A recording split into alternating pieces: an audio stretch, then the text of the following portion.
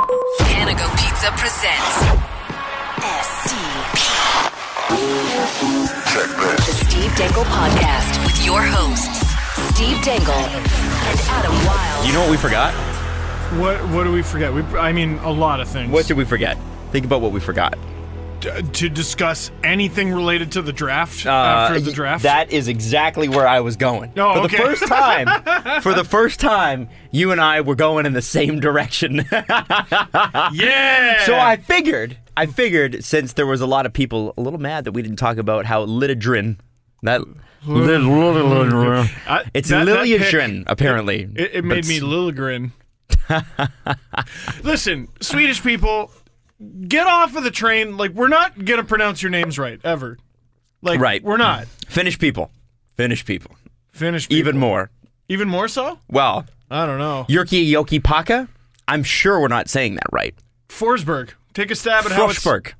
Forsberg is what I was told. What? That's what I was told. Okay, because when I interviewed Tove Lo, I asked her about her hockey knowledge, because she's from Sweden. Well. And she's like, I know Sundin, and she called it Forsberg. And I was like, wait, whoa. So now, I can't even get Swedish people to agree with each other. To me, that's preposterous. Forsberg. We were watching a lot of first date clips before we went on the air today. He's the best. Stephen A. Smith, this is. I wish I was... What did you say, Jesse? I don't want to steal your line. About Stephen A. Smith. I wish I was as good at anything as Stephen A. Smith is at yelling. He's so good. He's gone viral so many more times than he did with Skip Bayless. Like, because it's just him. It's just him. And also First Take does a good job of getting their stuff up online and whatever. Oh, yeah.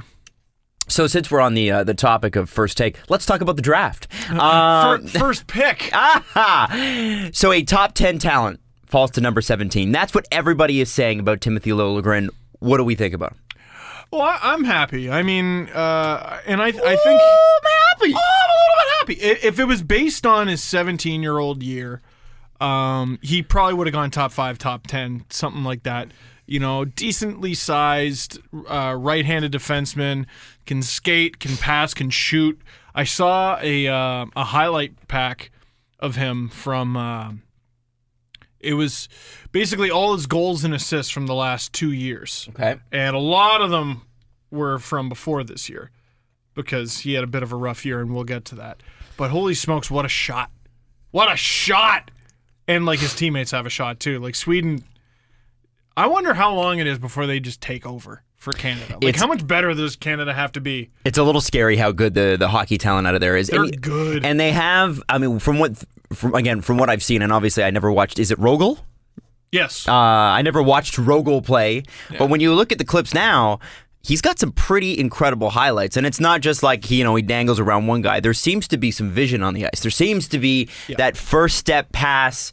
You can see the play develop that split second before the defense has a chance to react. Yeah. And that's great. And what I think happened, I think it was a perception issue with him. Mm-hmm. So you go and see a player. Like, I think a lot of players rise in the standings or rise in the draft rankings because you go not expecting much. You're told, we think this kid, based on what he did when he was 16 or 17, we think this kid is going to be a 6th round pick. And then you go and see him, not expecting much because 6th round pick, All of a sudden they impress you and you go, shoot, I think this guy might be a 3rd round pick. Whoa. Maybe even a 2nd round pick or something like that. Wow. So you went in, it's, what is it, under promise, over deliver? It's a little bit of that, except the player had nothing to do with it, really. With this, you're told, this guy has the potential to be the next Erik Karlsson. And then you go and see him, and he's okay. He's not bad. He's certainly not bad. Top 5? I don't think so. Top 10? I don't think so either. And the reason is because you're watching this kid with mono. He had mono for like 2 months. Basically wrote off the season for him. Like, I mean, his conditioning couldn't have been there. We talked about that a couple. Right? Yeah. Oh, it is ugly. There's some ugly shit. You don't want to be a part of that. It is not fun. Yeah.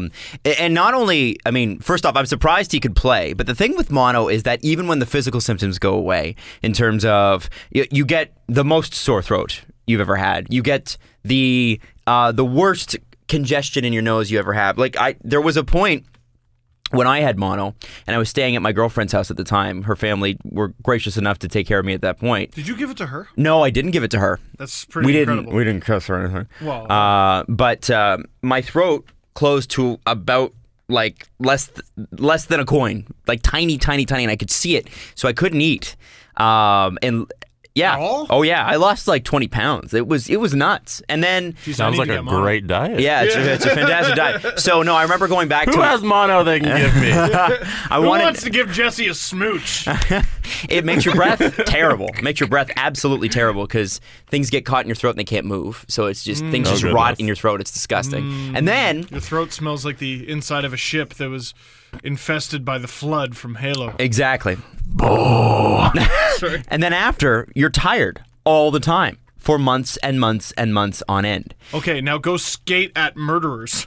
Yeah, basically. Go skate full tilt at murderers. Go be an athlete. Yeah. It's impossible. And so, I mean, it's amazing that he fell that far. What I'm interested in is if a guy is supposed to, he goes into the season he's behind Nolan Patrick, 1-2. How do you fall to 17? How is that mono information not out there? I think... Like, he had mono. The 16 other teams must have known that. I think it was out there. It was just a matter of what teams put what weight on what. You know? So I think it was a combination of teams going expecting a high level and then being disappointed. But it's also, okay, you know, it's Vegas's turn or whatever. Okay, so we're at 13. Mm-hmm. We're really happy that Nick Suzuki is available. Yeah. We're also really happy that Timothy Liljegren is available. Now, we know a little bit better what Nick Suzuki is. He also plays closer to home. Plays closer to home, of course. But he played the way he did when he was 17. Played the way he did when he was 18. No major factors in between that I know of. Maybe I'm using a terrible example, but no major factors in between. Now there's Timothy Liljegren. He was supposed to go higher. There was the mono factor. Now, really, though, the Leafs are guessing. They're just guessing that it was the mono. And even if it was just the mono, did the mono hinder his development at all?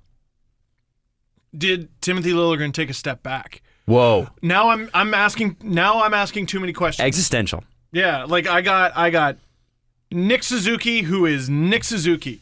And then I got Timothy Liljegren, who is a mystery box. I'll take him. And then all of a sudden you keep dropping. It's like, this isn't the first time it happened. Like, Cam Fowler is one that comes to mind. He was supposed to go like third. Mm-hmm. And I think the Ducks got him 12th. Alexei Cherepanov, God rest his soul, he was supposed to go top 5, and I think he dropped to 17 as well. Yeah, it happens often. Well, it's great that it happened to us. Now, here's the question. Mm-hmm. And thank you to Sarah Connors, who actually helped explain to me the rules of internationals coming here. Because obviously, a couple days ago, the Niagara Ice Dogs actually drafted Timothy Liljegren's rights. That's now, right, yeah. he has come out and said, yeah, not an option. Well, he plays professionally, and he's probably going to be in Sweden's Tier 1 league. Right. So Why? here, my question would be, if you can. Now, I remember that this guy is 18 when I say this, so I understand if he wants to stay close to home because he's 18 years old, right? And as much as you're made to be an adult at 18, how much of an adult were you at 18? Not very. Not very. Not everyone Why do you is- think Austin Matthews' mom moved to Switzerland with him to live with him? Because Sidney Crosby was babysat by Lemieux for like 5 years. yeah, because you're not an adult. You're just not. And that's okay. It takes time to become an adult. So I still walk into my house sometimes and go, I can't believe I can't believe it's legal for me to have this. Like, that's how I can't felt believe when I I'm got my first allowed- mortgage. I was like, you're kidding me, right? It's just me. You know, you guys realize it's just me. There's like no one else to. Yeah. It's just me. You're taking a chance on me. Are you sure? You know? It's just me. It's not like there's not a smart person hiding Right, behind me. right. It's just me. It's just dummy here. Yeah. Can't change a tire, but anyway. Yeah. Yeah. I did it a year and a half ago. I feel like I've said this 1,000 times. I'm sorry. You changed the tire? Yeah, and I was so proud of myself that I called my dad. I would have had to YouTube it, but I'm sure I could change the tire. Well, a buddy showed me, but No, okay. it's not that hard. Okay. I would imagine not. So beyond that, much like last year's draft, there are some question marks with regards to who the Leafs picked outside of the first round, and a lot of people are not in love with who they picked. Now, I want to go back to last year's first 3 picks, because I think it's very, very interesting that people don't like or weren't crazy about Toronto's picks outside of the first round last year. I remember there being a ton of criticism, because the Mitch Marner year, which was the year before, the guys after Mitch Marner were Dermott, Bracco, Nielsen. Pretty amazing, right? They all look like future NHLers. Well, here's what we got after Nielsen is as soon as next year. What we got after Austin Matthews is Igor Korshkov. Yep. Carl Grundstrom, who is already playing here. Yep. Joseph Woll, who is already I believe, did they not just sign him? NCAA? Yeah. I don't know. No, I don't think they signed him. And then JD Greenway, and then Adam Brooks. Now, JD Greenway was a 3rd, Adam Brooks was a 4th, and we could keep going, but you can look this up. My point is, last year's draft now doesn't look so bad, especially when you look at what Korshkov has been able to accomplish, what Adam Brooks has been able to. What a steal! Korshkov would have had such a much better year if he didn't. I think he broke his leg, and you can't. What are you going to draft? We're going to draft this kid because we're pretty confident he's not going to break his leg. Like, you can't draft that way. But he still had a really good year in the KHL, and he's playing in the KHL. Yes, that's important. Not the VHL or the MHL. He's playing with Locomotive too. And Carl Grundstrom, another guy who I don't know that people made. Now, listen, I know DeBrincat was available. And that was, I think, the big criticism is the Leafs passed on DeBrincat. But, I mean, the other 2 guys they got are very good. So that's why when I look at this year's draft, now, admittedly, there's fewer picks, so there's less opportunity to screw up. Sorry, there's more opportunity to screw up with less picks, right? You know what I mean? You want to hit. You want to make sure you hit. Because if you have... Yes and no. How many picks did the Leafs have last year? 1, 2, 3, 4, 5, 6, 7, 8, 9, 10, 11 picks in the 2016 draft. Now, how many of those were 4th round or later? 1, 2, 3, 4, 5, 6. So more than 6 half. out of how many? 6 out of 11. So you're pissing into the wind. 4th round and onward. Right. Like, let's be honest here. Like, we all want to believe that we can draft the next Datsuk, Zetterberg, etc. But you really are just pissing into the wind. You're talking about players. Every single team in the league has passed on at least 3 times. Don't sleep on Jack Walker. Oh, Jack Walker? Yeah. Who, I couldn't even get a straight answer as to what position he played, defense or wing. He plays L. No, That's what Hockey DB says. Whiskey maker. Jack Walker. You see, because this guy. Because with Jack and Walker. Yes. That's actually really good. Oh, well done, Jesse. You're on your game today, man. You know? That was good. Had a good night's sleep. I did too. And then I had a great nap. How do you not name your firstborn son Luke Sky? Sorry. That's a good question. You know what? I would throw it back. I would throw it I know past. you would, nerd. Yeah. But so this year we have, and here's where a lot of the criticism comes from. These are people that most of us have never heard of. Let's be honest. Most of us have never heard of anybody outside of the 3rd round. Can we be honest? That's what makes it the draft. Right.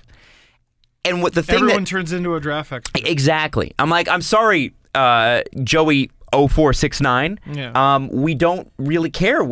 How many games did you see? How many games did you really see? So they look at the stat sheet and they go, well, they're drafting only big guys. That must mean that they're not serious about going skill first. Well, I can tell you that Korshkov has a ton of skill. I can tell you that Grundstrom has a ton of skill. I can tell you that came over to the AHL for the playoffs and he was very good. Yeah, and Greenway and Brooks and Wool, all those guys. Well, Wool's a goalie, but those guys are real talents. Well, and for the first time in a while, the Leafs drafted goalies in back-to-back drafts. Yes. Because they need it. They need it in the pipeline. They just let Antoine Bibeau walk. Exactly. So you got to keep that pipeline stuck. So with that said, I can't tell if it's Emil Lee Rasmussen. Rasmussen. Rasmussen. Rasmussen. Oh, Rasmussen.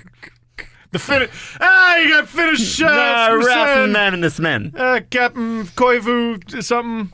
Rassinen. Kingston Frontenacs. Kingston boys! A good Kingston boy. Jesse's favorite team. Yes. It is. Nope. The big K. London Knights would be my favorite Right. team. Oh, right. I'm sorry. Those underdogs. What do we know about Rassinen? Oh, yeah, when are they going to catch a break? Them and the Yankees, man.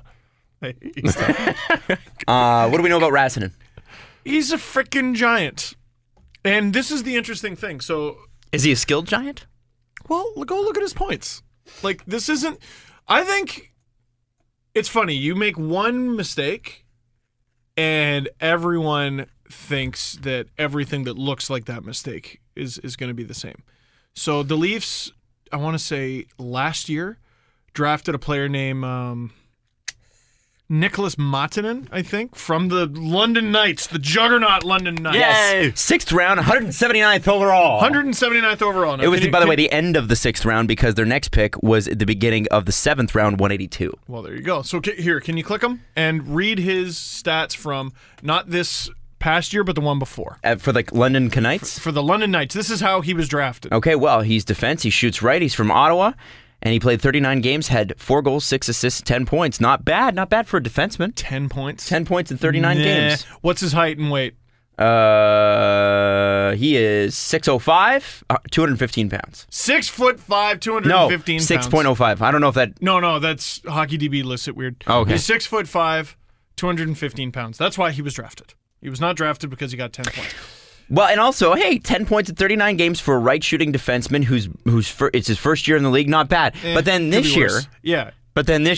66 games, 2 goals, 6 assists, 8 points. Yeah. So I think everyone, their pessimism in Rassinen is based on the perceived failure of a 6th round pick from 1 year ago. Like, Oh, okay. Rassinen is 6'7". Doesn't matter the weight because he's going to grow into that giant giraffe frame. And then what are his points? Well, in the O. In the O. And this is his 17-18 year, so this is his first year. 66 games. 6 goals. 6 goals. Okay. 33 assists. 33 assists. 39 points. 39 points in 66 games. Is that a guy you take in the second round? Yeah. I'm okay with it. Yeah. Like, I'm okay with And it. he's 6'7". Now, Like he's a minesweeper. So, okay. Like, it's unbelievable. The pendulum swings, right? Size. That's all anyone drafted from like 1995 through 2005. If you were 6'3", forget it. Like, that's where the joke comes from. You're a first-round pick because you got that condor wingspan. And you're just going to take up half the ice. Then it went, no, size is bad, actually, because it makes you slow and shitty in today's NHL. And so everyone started So it was like drafting... shampoo is better. Yeah, shampoo is better. And then everyone started drafting all these little water bugs that just fly around the ice. Brandon Kozin. Yeah, Jeremy Bracco. Yeah. And then in the next round, you pick Jeremy Bracco. And then in round 4, you pick Jeremy Bracco. And then everyone's Jeremy Bracco and ask Jeremy Bracco if he can play net. Why isn't everybody Jeremy Bracco? Not everyone's Jeremy Bracco. Oh, really? Yeah. Now, all of a sudden, size is bad. Like, okay, would you take Anthony Mantha on your team? Yes, you would. He's yes, you fucking would. Sorry, Anthony, too tall for this guy, Mantha. That's what I would call him. Yeah. That's what I'd say. I'd say too. Same. I'd say Zdeno Chara, you can take your 20 years and stuff it. No, but he's finished now. I believe he's Czech, actually. So. Oh, because No, I liked you for a reason, Adam. But like, it's like an so there's the size bias for, and then there's the size bias against, and somewhere in the middle is players who just happen to be tall. Yeah, like, I mean, what if he develops like Victor Hedman? Wouldn't you want the next Victor Hedman? That's not what I'm saying he is. Victor Hedman was picked 2nd overall. This is the second round The Sportsnet pick. article title right now is Rassinen is the next Hedman. Victor Dangle. Hedman times Zdeno Chara plus Timothy Liljegren, who is also those things, but more. It's a bit of a long title, but we'll work with it. We'll work with it. It's okay. I don't know. I'm not gonna defend everything the Leafs did because there's a couple picks in there. I'm like, I don't know, but that's the key. You don't know. Yeah, those are fine. I think those are fine picks. Well, the other thing I thought was that Okay, so you have people who really genuinely hate size, not because they hate size because size usually means lack of skill. It makes them skeptical. The other thing I look at... You worry about your team's intentions. What are, and I don't know if anybody's done this, and if you have, I would love to read your article. What is the percentage of players over 6'2" in the minor leagues versus not? And I would imagine that the majority of players are taller. Like the graduation rate? I would imagine that the majority of players that make the OHL, that play in the OHL, that play in any minor league anywhere, majority of them are going to be over 6 feet tall. I feel like someone does have this information. That would be interesting. I feel like I've read it in the past. Now, if that theory is the case, and I'm assuming that it is because it supports my argument, but I'm more than happy to be proved wrong, then it makes sense that teams are going to draft tall guys because that's all that's available, right? I don't necessarily think... I think it might come down to this. What do you get, 39 points? Something like that? 39 points, 66 games, right shooting D. All right, so if you get a guy who's 5'11", and he's a right-handed D who got 39 points, and you got a 6'7" guy who is right-handed D and scored 39 points, you go, okay, well, I got to pick one of them. Okay, I'll go with the giant one. So is the I suppose it's a tiebreaker in some situations. So what would you say about Razzin? What do you know about him? But that's really it, and I wish more people would admit that. I'm willing to admit my own ignorance here. As long as everyone else is. Well, I didn't pay as close attention to it because my team wasn't picking first overall. Right. Well, I did notice that this year. The draft fever was way, way down. Yeah. Who did Nico Hischier play for? Oh, yeah, he played for the Halifax Mooseheads. When the Devils got up there, we select from Halifax, and in my head I'm going, who did they pick? Because I'm expecting them to say Switzerland. Ian Scott, who was a goalie, Prince Albert Raiders. He was the 4th round pick, 110th overall. He's a goalie that had horrendous numbers. His save percentage was under 9. Yeah, but the WHL and junior leagues, they're closer to the KHL, I would say, than the NHL in terms of disparity. Let's go with that. The first place team barely belongs in the same league as the last place team in junior. Right. And Prince Albert Raiders, I think, were 3rd last in the WHL. And he played 50 games for them. So of course he's just lit up, getting he's the Vegas reason. Strip. So he's the reason that they stunk. He played 50 games. He should have been able to figure it out. No, I'm kidding. Yeah. But they did say, he was selected to some Canada under-17 stuff and played really well there. They like his net speed. They like his side-to-side. They like his athleticism. They like his actual skills. Think Calvin Pickard effect. This guy, boy, does this guy stink for the Avalanche, but we watch and we see there's something there. You know? Maybe if we put him on a team that doesn't stink as much, he can help us out a little bit. 4th round again, Vladislav Kara. That was a weird one because go ahead here, click his name on HockeyDB. I don't think there's any information on him. Yeah, nothing. Nothing. That's funny. So most people don't know anything about him. They created his page just because he was drafted by the Leafs. Because when he was picked, I immediately go, "Who the hell is this kid?" And he didn't even have a page. Wow. Yeah, that's why I love HockeyDB and I spend hours and hours on it every day, but eliteprospects.com is where you want to go for players like that. In the 5th round, 141st overall, Captain Canada, Fyodor Gordiev. Yeah, that was interesting. Who is a Canadian. He has the slightest little hint of an accent. So yes. He moved here from Russia when he was 7. And cried when the Toronto Maple Leafs picked him because he grew up watching the Leafs. Which, my heart. But is he going to play for the Leafs? It melted. Now, well, click him because that is a little bit more along the lines of a pick that looks like Nicholas Flint Firebirds. Or Nottingham. He is 6'6", 211 pounds, had 13 points for the notoriously out of control Flint Firebirds, who are not a great team to be playing for, apparently. Yeah. Because their management's been a mess for a couple of years. Yes, I'm not sure absolutely. if it's any better this year than it was last year. I think it is, but that doesn't necessarily mean their team's better. Yeah. So 3 goals, 10 assists, 66 games. Woohoo! Okay. Left shot defenseman, Ryan McGregor of the Sarnia Sting. What do we know? Not a fucking lot, Adam. And then the last pick. So Ryan McGregor is a left shooting centerman. 24 points in his first year, 27 in his last. He played 58 and 65 games respectively. Who knows? Yeah, I don't know what they see. I'm not sure what they see. I saw a lot of people saying things like, "Oh, they drafted for need." You see, they got the 2 right-handed defensemen, and then I don't think they're drafting for need in the 6th round. You don't. Yes, correct. I just don't think you do Guys, we're dying here. We need a center.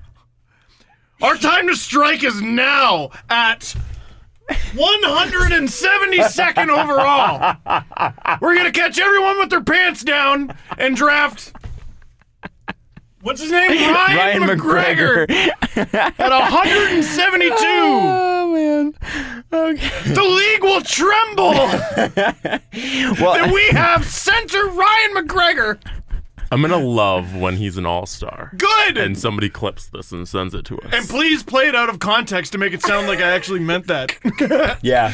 Make me sound smart. And lastly, Ryan O'Connell out of the St. Andrews, Ontario college system, which was an interesting pick because you rarely see somebody who's in, like, college.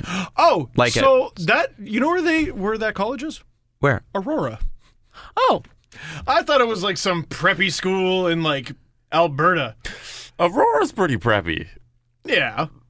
We have an intern from Aurora. Yeah, they have a lot of nice things. She posted a picture. Like we posted a picture retirement homes. So we posted this picture of the weekend.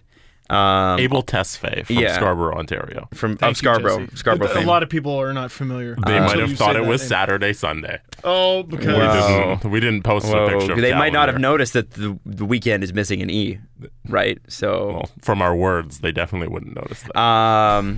No, but we posted. Let me show you this picture. Hang on, I gotta find it. my phone is not a fan of the weekend because what? they always autocorrect. They're like, get out of here with that bullshit. Mine's the other way because I'm just having so many conversations. So we post this picture and it's the weekend, looking all cool. And what's the car in the background, Steve? What's it look like to you? I don't know.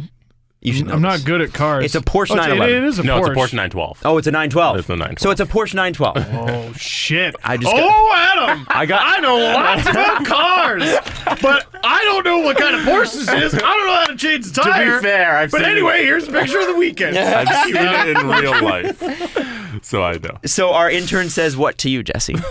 She said, "My dad just texted me." No, my mom. My mom just texted me. She said, "You guys just posted a picture of our car." What? So they have one, and it's a classic Porsche. Like it's not like the weekend. The weekend rented. wasn't borrowing. It wasn't their car. They just own the exact. That's what I same one. initially thought. I'm like, whoa, what? But anyway, yeah. Artists so, do that. Yeah. I remember the first time watching a music video and just going, I don't think Masari can afford a Lamborghini. Something's not adding up here. Easy. Yeah, no, I don't think so. I know. Yeah, maybe. But anyway, so that she's from Aurora. And I have some other friends from Aurora, and a lot of the people that I know, in fact, everybody that I know in Aurora has a house that's at least 2,000 square feet. I don't imagine that's everybody's house in Aurora. There's nothing else there. It's just space and houses. You own this plot of land, but it keeps going. You don't even need to build a fence. I was up there one weekend to visit her after we went to Wonderland, and then I entered the community and I had to wear a visitor's pass just so they knew that I wasn't one of those people. Just so they know I wasn't a stranger. That is lurking such on a their lie. land. You're lying. You're joking. That exists thank God. Dude, that exists in Florida. Oh my God. There are gated communities in like Florida and stuff like that. Yeah, but you don't need to wear here. a pass as a Canadian citizen. That scared the shit out of me when you said that. I'm kidding. I was like, what? Anyways. Okay. Anyway, I think part of the reason that I wasn't over eager to discuss the draft last episode is, I don't know, I kind of hate talking about the draft a little bit. The story this year was all the moves, and there were plenty. I think we were justified skipping over the picks, but how much do any of us actually know about these players? Mm-hmm.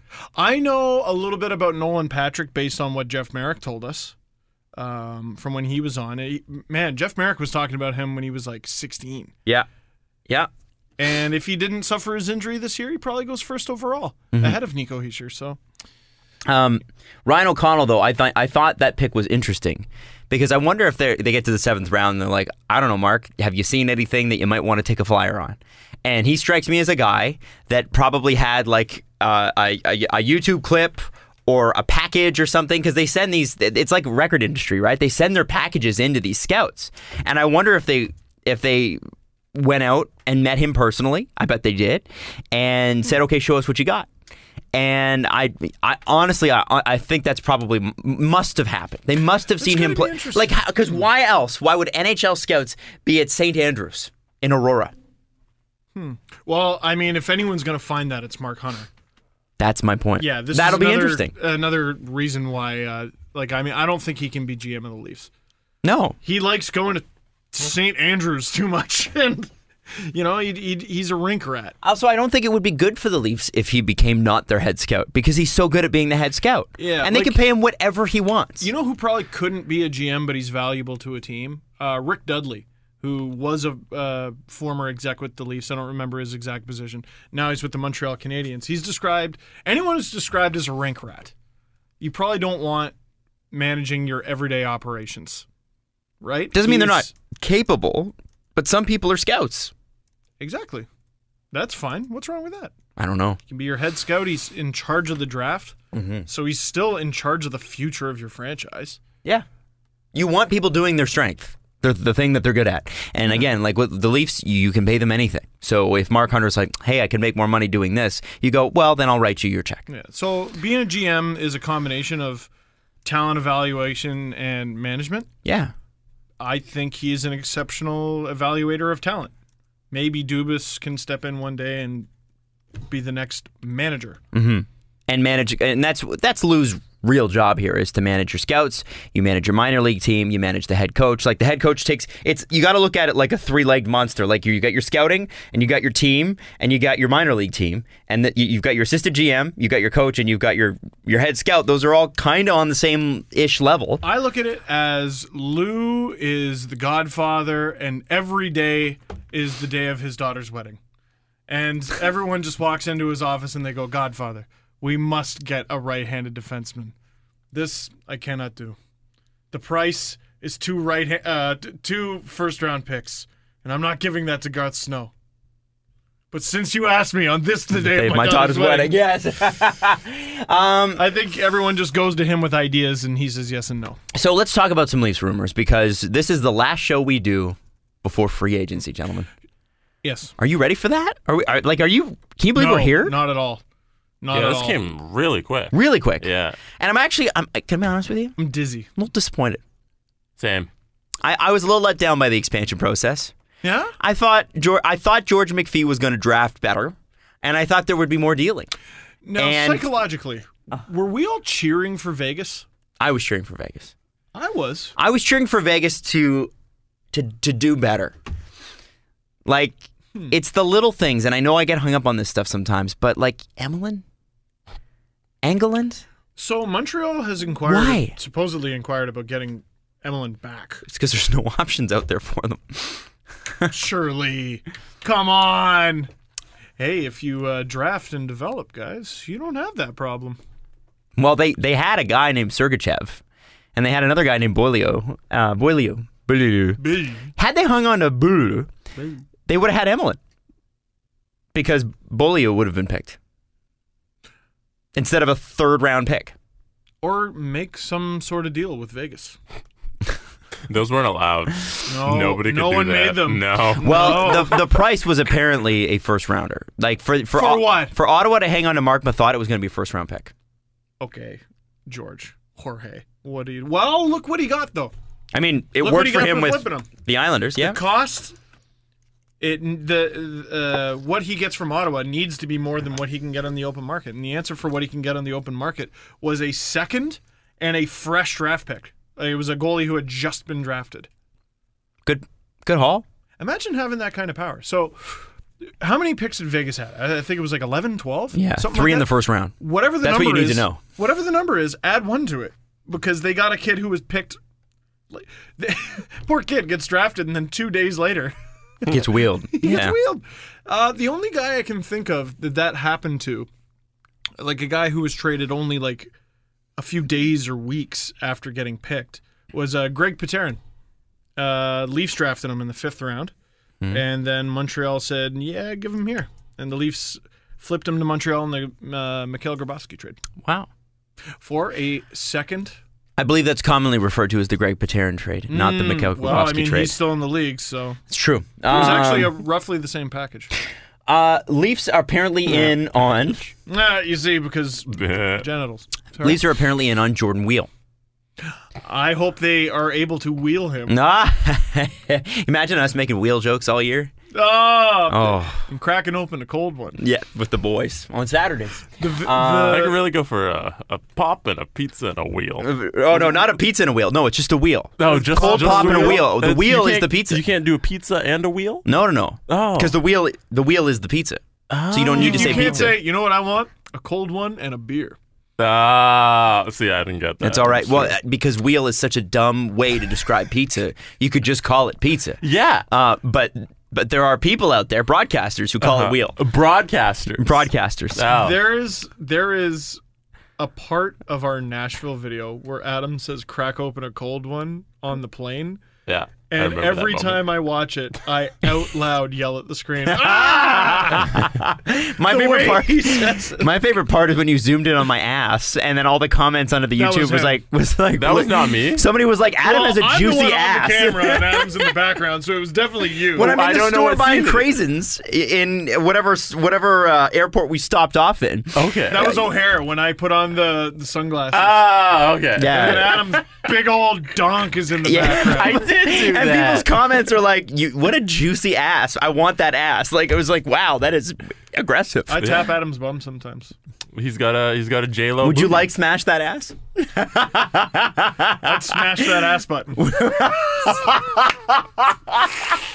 Would you ring the like bell, ass bell, right? Like, I'm married. No. I'm married. So here's Gus Katsaros. Here's his scouting report. I'm like, I don't know a whole lot about Jordan Weal, but he got a shot in Philly this year and looked pretty good. And now he's a UFA. And I remember him. It's surprising to me that it's taken this long for there to be a fuss about Jordan Weal, because he's 25. But I remember there being a lot of talk about him because I think he played for the Regina Pats. And was there a playoff MVP? And I think he was on the same Regina Pats team that had Jordan Eberle. Oh, and Paul Bissonnette, the reason I know that is Biz Nasty tweeted about him and said he deserves all the success he can, because I guess they played together, which is really cool. Maybe in L.A. Something like that. Probably Anyway, in L.A. In the minors. This is a report from a couple years ago, but it still somewhat holds true, and this is directly from Gus. And follow at Cats Hockey, because Gus is a great scout. Cats with a K. Earned a long look at training camp following consecutive productive seasons in Manchester, 70 and 69 points. So this would have been with L.A. still. Yep, spearheaded the Monarchs' Calder Cup run, tying teammate Michael Mersch for the AHL playoff scoring lead. Short playmaking pivot with natural sense for the game, displays elite vision and awareness of his surroundings. He's opportunistic, quick to pounce on mistakes, manufactures offense with his speed, hustle, and intellect, displays a knack for moving the puck through traffic, keeping the puck moving via quick, controlled stick handling.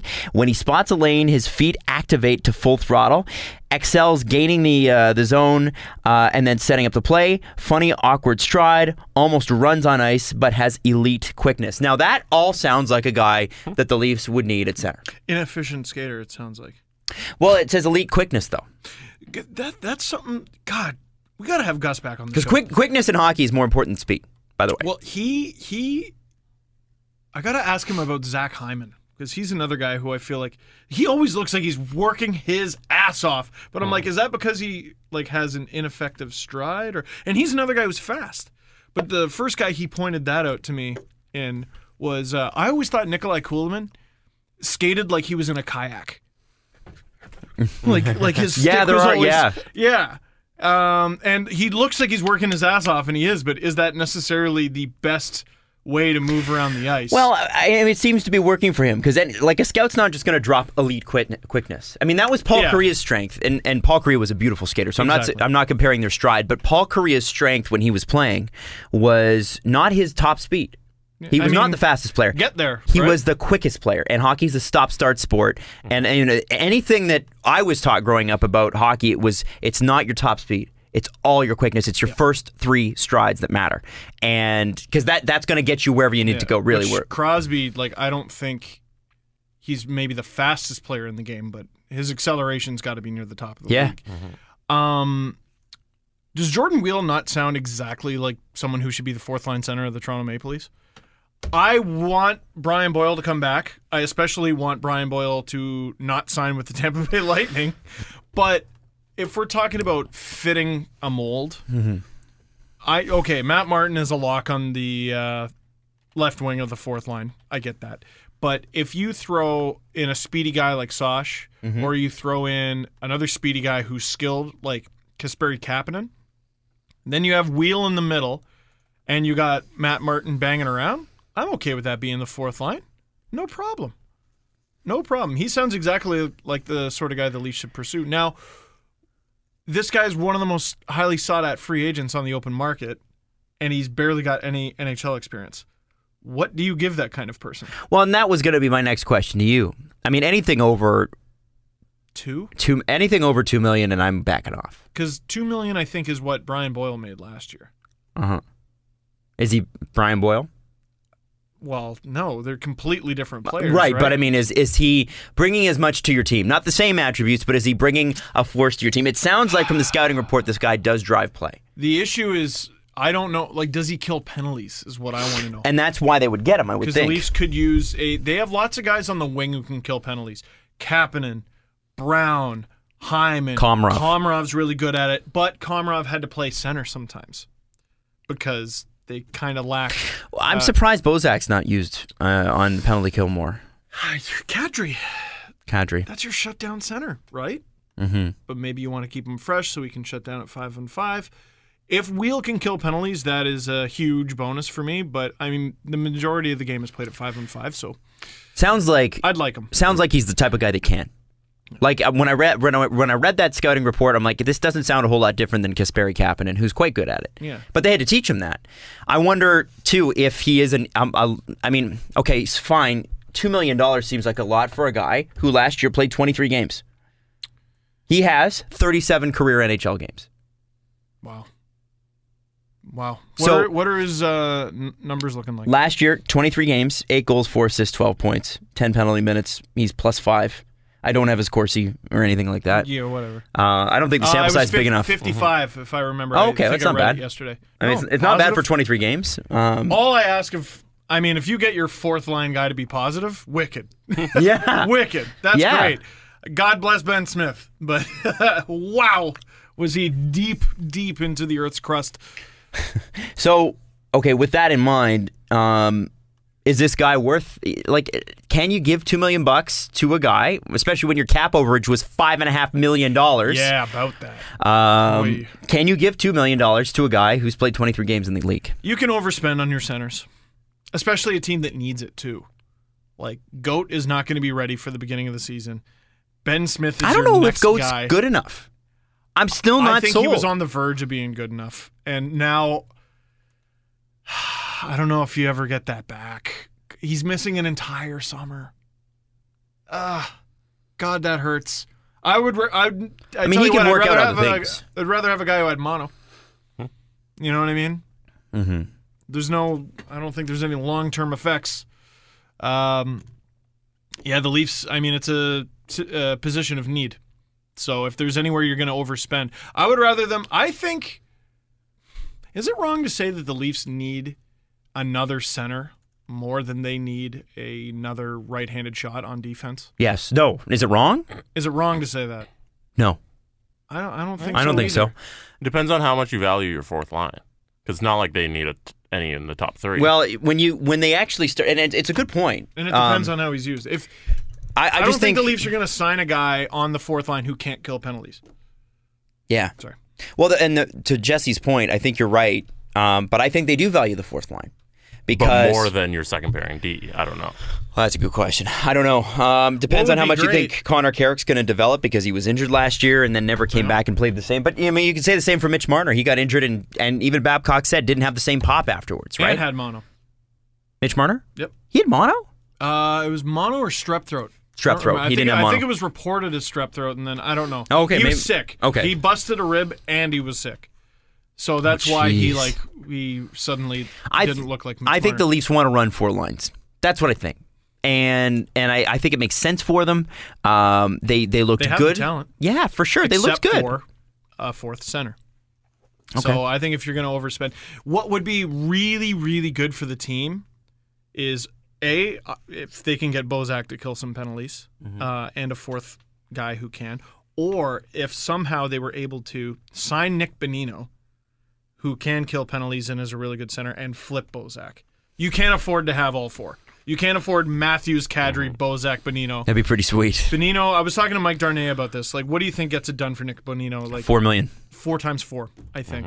Something like that. You can't have 4 for Bonino, 4.25 for Bozak, 4.5 for Kadri, and then Matthews, who I think is around 3 with entry 2.5, 3, level. yeah.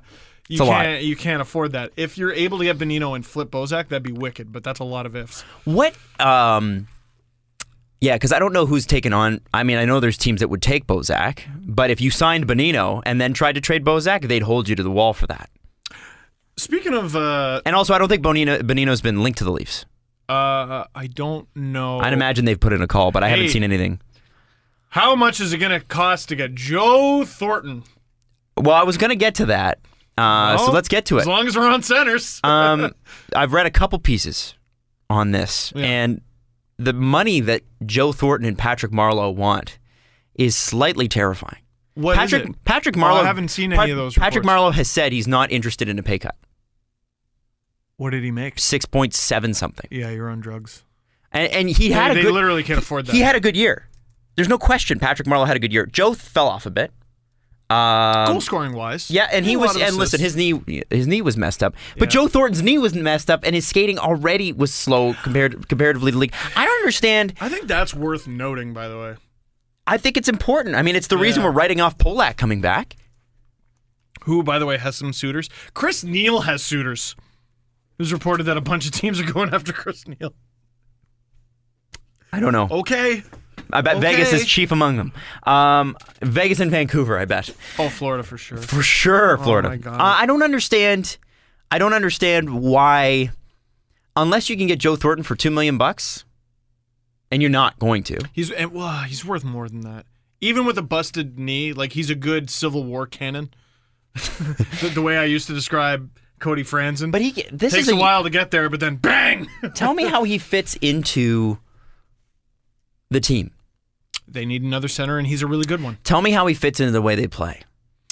He would be wicked on the power play. You could shelter his minutes, and you could tell one of the other centers to kill some penalties. I think for a player of Joe Thornton's quality, you fit the team around him a little bit. You know, he's not the core, but come on, man, it's Joe Thornton. Like he's one of the best pure playmakers of all time. It'd be sick seeing him set up like a Mitchell Marner. Well, that's what I'm saying. Oh my God, can you imagine what he could teach a Mitch Marner? If you could, he'd be setting up Willie. That's who he's setting. You think so? Oh my God. So would you put Marner and Matthews together? Oh, I'm purely thinking of the power play. It'd be the best power play in the league. Yeah. Destroyer of worlds. Well, and I'm talking funny today. I can't hear properly. Oh. I went swimming yesterday, and my ears are. You ever just hear everything is underwater? Yes. Yeah. So you should probably just shake it out. I'm trying. I been can't trying swim, so I wouldn't know. I'm sorry. Is that a true fact? I can't swim. Oh, I didn't know that. No, I'm a really shitty swimmer too. Well, I would drown. So all yesterday. It's a good thing I would be there to save you guys because I'm a very strong swimmer. Float. Oh. I can't float. My feet just go to the bottom. You like can a rock. float. No, I can't. You can. It's just a matter. Ask Mrs. Dangle. I cannot do it. You can. Watch me try and fail. No, it's just a matter of how. Everybody can do it. I cannot do it. Everybody can do it. I've seen 300-pound men float. Yeah. You can do it. How many 300-pound men are you watching swim? Many. This is what I do on my free time, if you're wondering. You watch my very little free time, I go to the beach and watch 300-pound men swim. Adam's YouTube history is just... Sorry, where were we before I talked about how I have cinder block feet? Well, okay, so we were talking about Joe Thornton. 5-on-5 is where I worry, but I would put him with Kapanen and Marner. And just be like, all right, so you set these guys up. We'll let them drive the play. You get there eventually, set it up. I don't know. Like, what do you do? I wouldn't worry about that. Well, okay, Marner is a both Marner and Nylander are good goal scorers, but I think Marner is more of a playmaker than Nylander. You really do? Yeah, even though Nylander can make plays, but I just look at Willie as a little bit more of a sniper. Mm-hmm. Matthews is a sniper. Oh my good God, it's so delicious. I feel like we talked about this. A line of, so Hyman and Matthews, we just accept the fact that that line never gets separated. So Hyman, Matthews, Marner. That'd be scary. And then Marlowe, Thornton, Nylander was my silly little dream. I guess Bozak, JVR, Kapanen, and then Komarov, Kadri, Brown. Not necessarily in that order. Right. But you literally can't afford that. And you know, you and can't that's afford that. the funny thing about the funny thing about the Kadri, Komarov, Brown line is you'd be like, wow, but are they ever going to score? That's a 55, 57 goal line. Kadri had 30. Brown had 20. Brown had 20. Komarov, I think, had 19. He had 19? No way. Well, then it's a 70. Or maybe almost I was a wrong. 70 Here, goal can line. you look it up? Because he started real slow. I remember. 14 goals. So 14. that's No, that's he had a 19 the year he was an So all-star. that's a 64 goal line. That's crazy, that line. And that's a defensive line. There is a little litmus test out there for how expensive centers are right now. Okay. Arthur Staple, Stape Newsday on Twitter, very good reporter, covers the New York Islanders, sent a tweet. Supposedly, the Islanders were trying to get Matt Duchene from the Colorado Avalanche. Here's his tweet. Just to clarify, Isles' offer on Friday to Colorado was Hamonic, a first, and a prospect. Colorado wanted much more, as it has all along. I read that, and Pat Brisson is pissed. That's the agent for Matt Duchene. He's so pissed because they're trying to get him traded. Now, yesterday I went too hard at Joe Sakic, and a lot of people got mad, and maybe we can talk about Yeah, that. we should talk about Yeah. that. He's on something awful for your brain and needs someone to tell him to stop taking those things. I think it was Connor McKenna or Tyler Dello that tweeted today, and I forgive me, fellas, because I don't know which of you tweeted this, but it was expecting fair value for Matt Duchene is almost like the Leafs expecting fair value for Phil Kessel. Yep. Yep. Down Very season, similar. down team, and not a real good chance, at least especially in Duchene's case, that he's going to be happy. Here's what the Leafs got out of the Phil Kessel trade. I think it was a pick. Harrington. Harrington, Nick Spaulding, Kasperi Kapanen, and the fact that the Leafs sucked. That was one of the assets that the Penguins traded to the Leafs, was that the Leafs were bad. Phil Kessel's responsible for Austin Matthews being a Leaf. Yeah, you lose Matt Partially. Duchene, congratulations, you will pick no worse than 4th next year. Like, that is your reward. I think the Avs have to be bad for a while. You're Couple on, years. And what sucks for Joe Sakic and for Avs fans is that deal is literally impossible now. Cannot happen. It's gone. It's gone now. Islanders can no longer trade you Travis Hamonic. Well, I don't understand gone. if you're Colorado why you want Travis Hamonic. Why do you want him? Because he's good. And a Yeah, he is right-handed good, but shot. I think if you're looking, if I'm trading and Matt a first Duchene, and a prospect.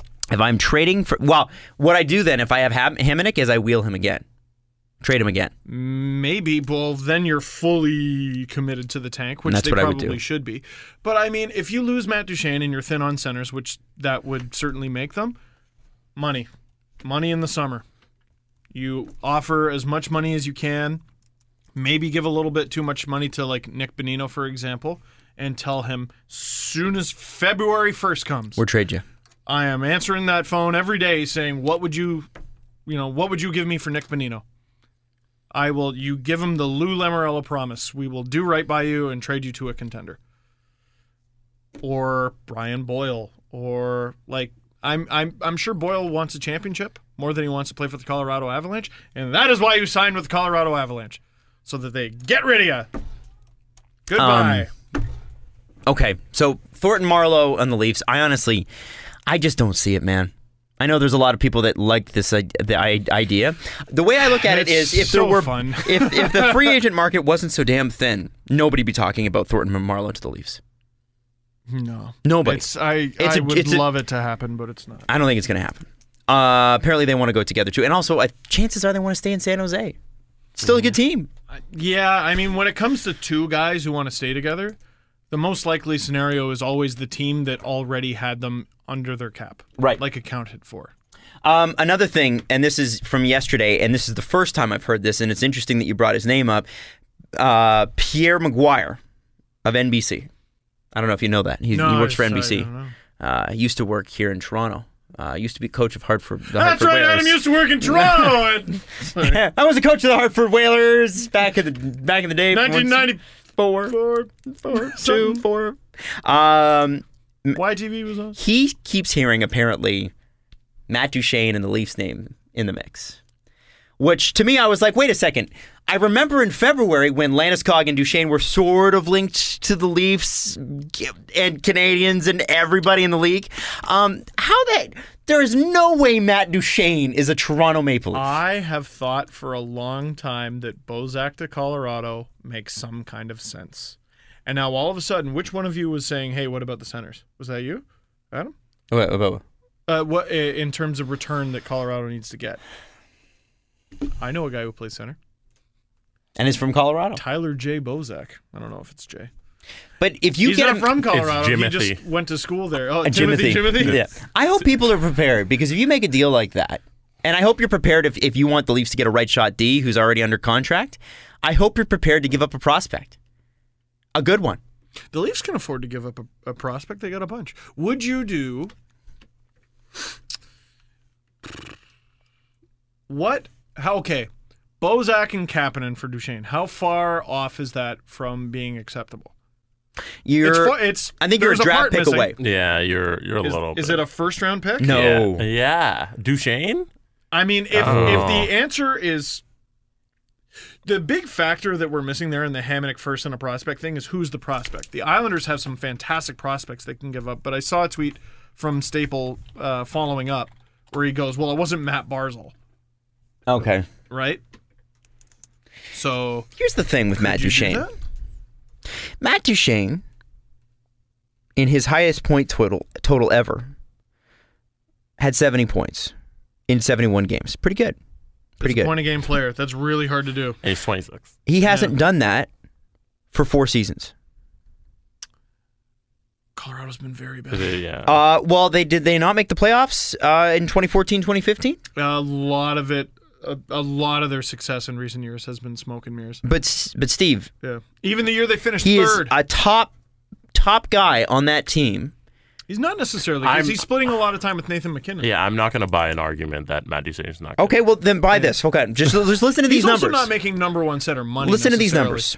Yep. 82 games in 2014, 2015, 55 points.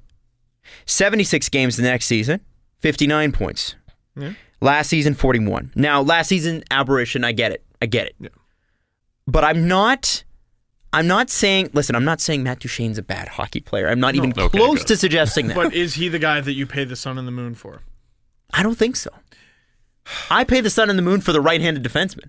My thing with, so I kind of think about like the Marc Bergevin complex where at some point you got to pay something for something. You know what I mean? Yeah. Like we're all I hope we get that made into a shirt. You gotta at some point you gotta pay something for something. It's true. It's true. Like how many contracts get signed and we always go, no, too much. Like the answer is probably at least 75% of the contracts that get signed. And that can't be true. It just can't But be. eventually you got to pay something for something. You got to pay something for something. Hey, would I have paid 4.3 whatever it was for Brendan Smith over 4 years? No, but the Rangers wanted Brendan Smith. I'm sure they wanted him at 3.5. But guess what? You got to pay something to get something. So what's the Duchene deal that makes sense? Well, first off, let me just throw this in there. I don't know if this changes stuff for you guys. $6 million he makes, 2 more years. So that means in Matthews' contract year, which will probably be taken care of next summer anyway, he will have to be up for an extension, or he'll be an unrestricted free agent. So you get Matt Duchene for 2 years because you will not be able to afford Matt Duchene after that. So what makes sense for him? Which is fine because you've got Adam Brooks and all these other guys coming up. Yeah. It's fine. Or Nylander becomes center, whatever. So what makes sense for Matt Duchene? And then take that package, and what package does that get you in defense? Like, if you take that and you try and get a defenseman, what does that get you? So say that again. So what package are you trading for Duchene? Mm-hmm. And if you take that package and you try and flip it for a defenseman, what do you get instead? Oh, well, I honestly, I don't think you know what's driven me nuts is when I've been seeing people's like mock Leaf team for next year, mock Leaf lineup, and they have a couple. No, and that's fine, but they have a couple roster spots bare. Guy. And Guy, and that makes sense. So 4th line center, you probably have Guy. And then you know what I've seen? I haven't seen 2nd right pairing D Guy, 3rd right pairing D Guy. I've seen the 1st. I don't think the Leafs are going to go out and get a first. And I don't think so even if they either. go out and get him, I'm not convinced that's exactly what they need. If you get a competent right-handed defenseman, if you get someone who is Travis Hamonic. If you get a Travis Hamonic. not even him, like if you get another, Are you saying Cody Franzen? maybe even a Cody Franzen.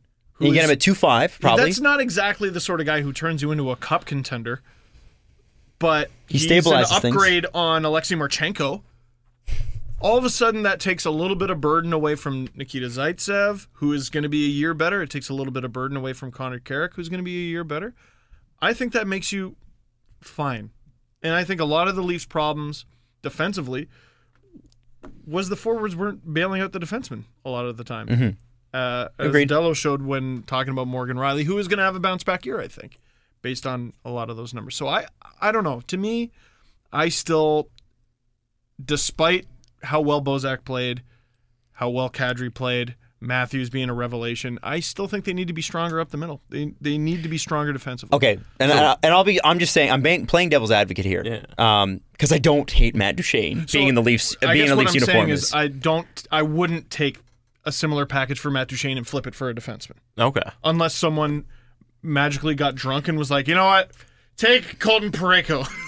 Take him. Jason He's yours. Demers is a name that's been linked to the Leafs. And Jason Demers? Demers in Florida. 4.5 million?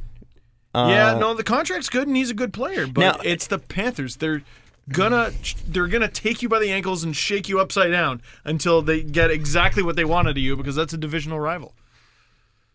I don't think he's the guy.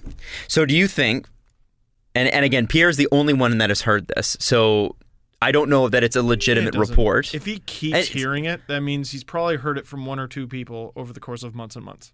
Right, which I think may have been a holdover from February, which is why I brought up February, because the Leafs were linked to Landeskog and Duchene at that point. Maybe. And maybe they've had the conversation. I don't know.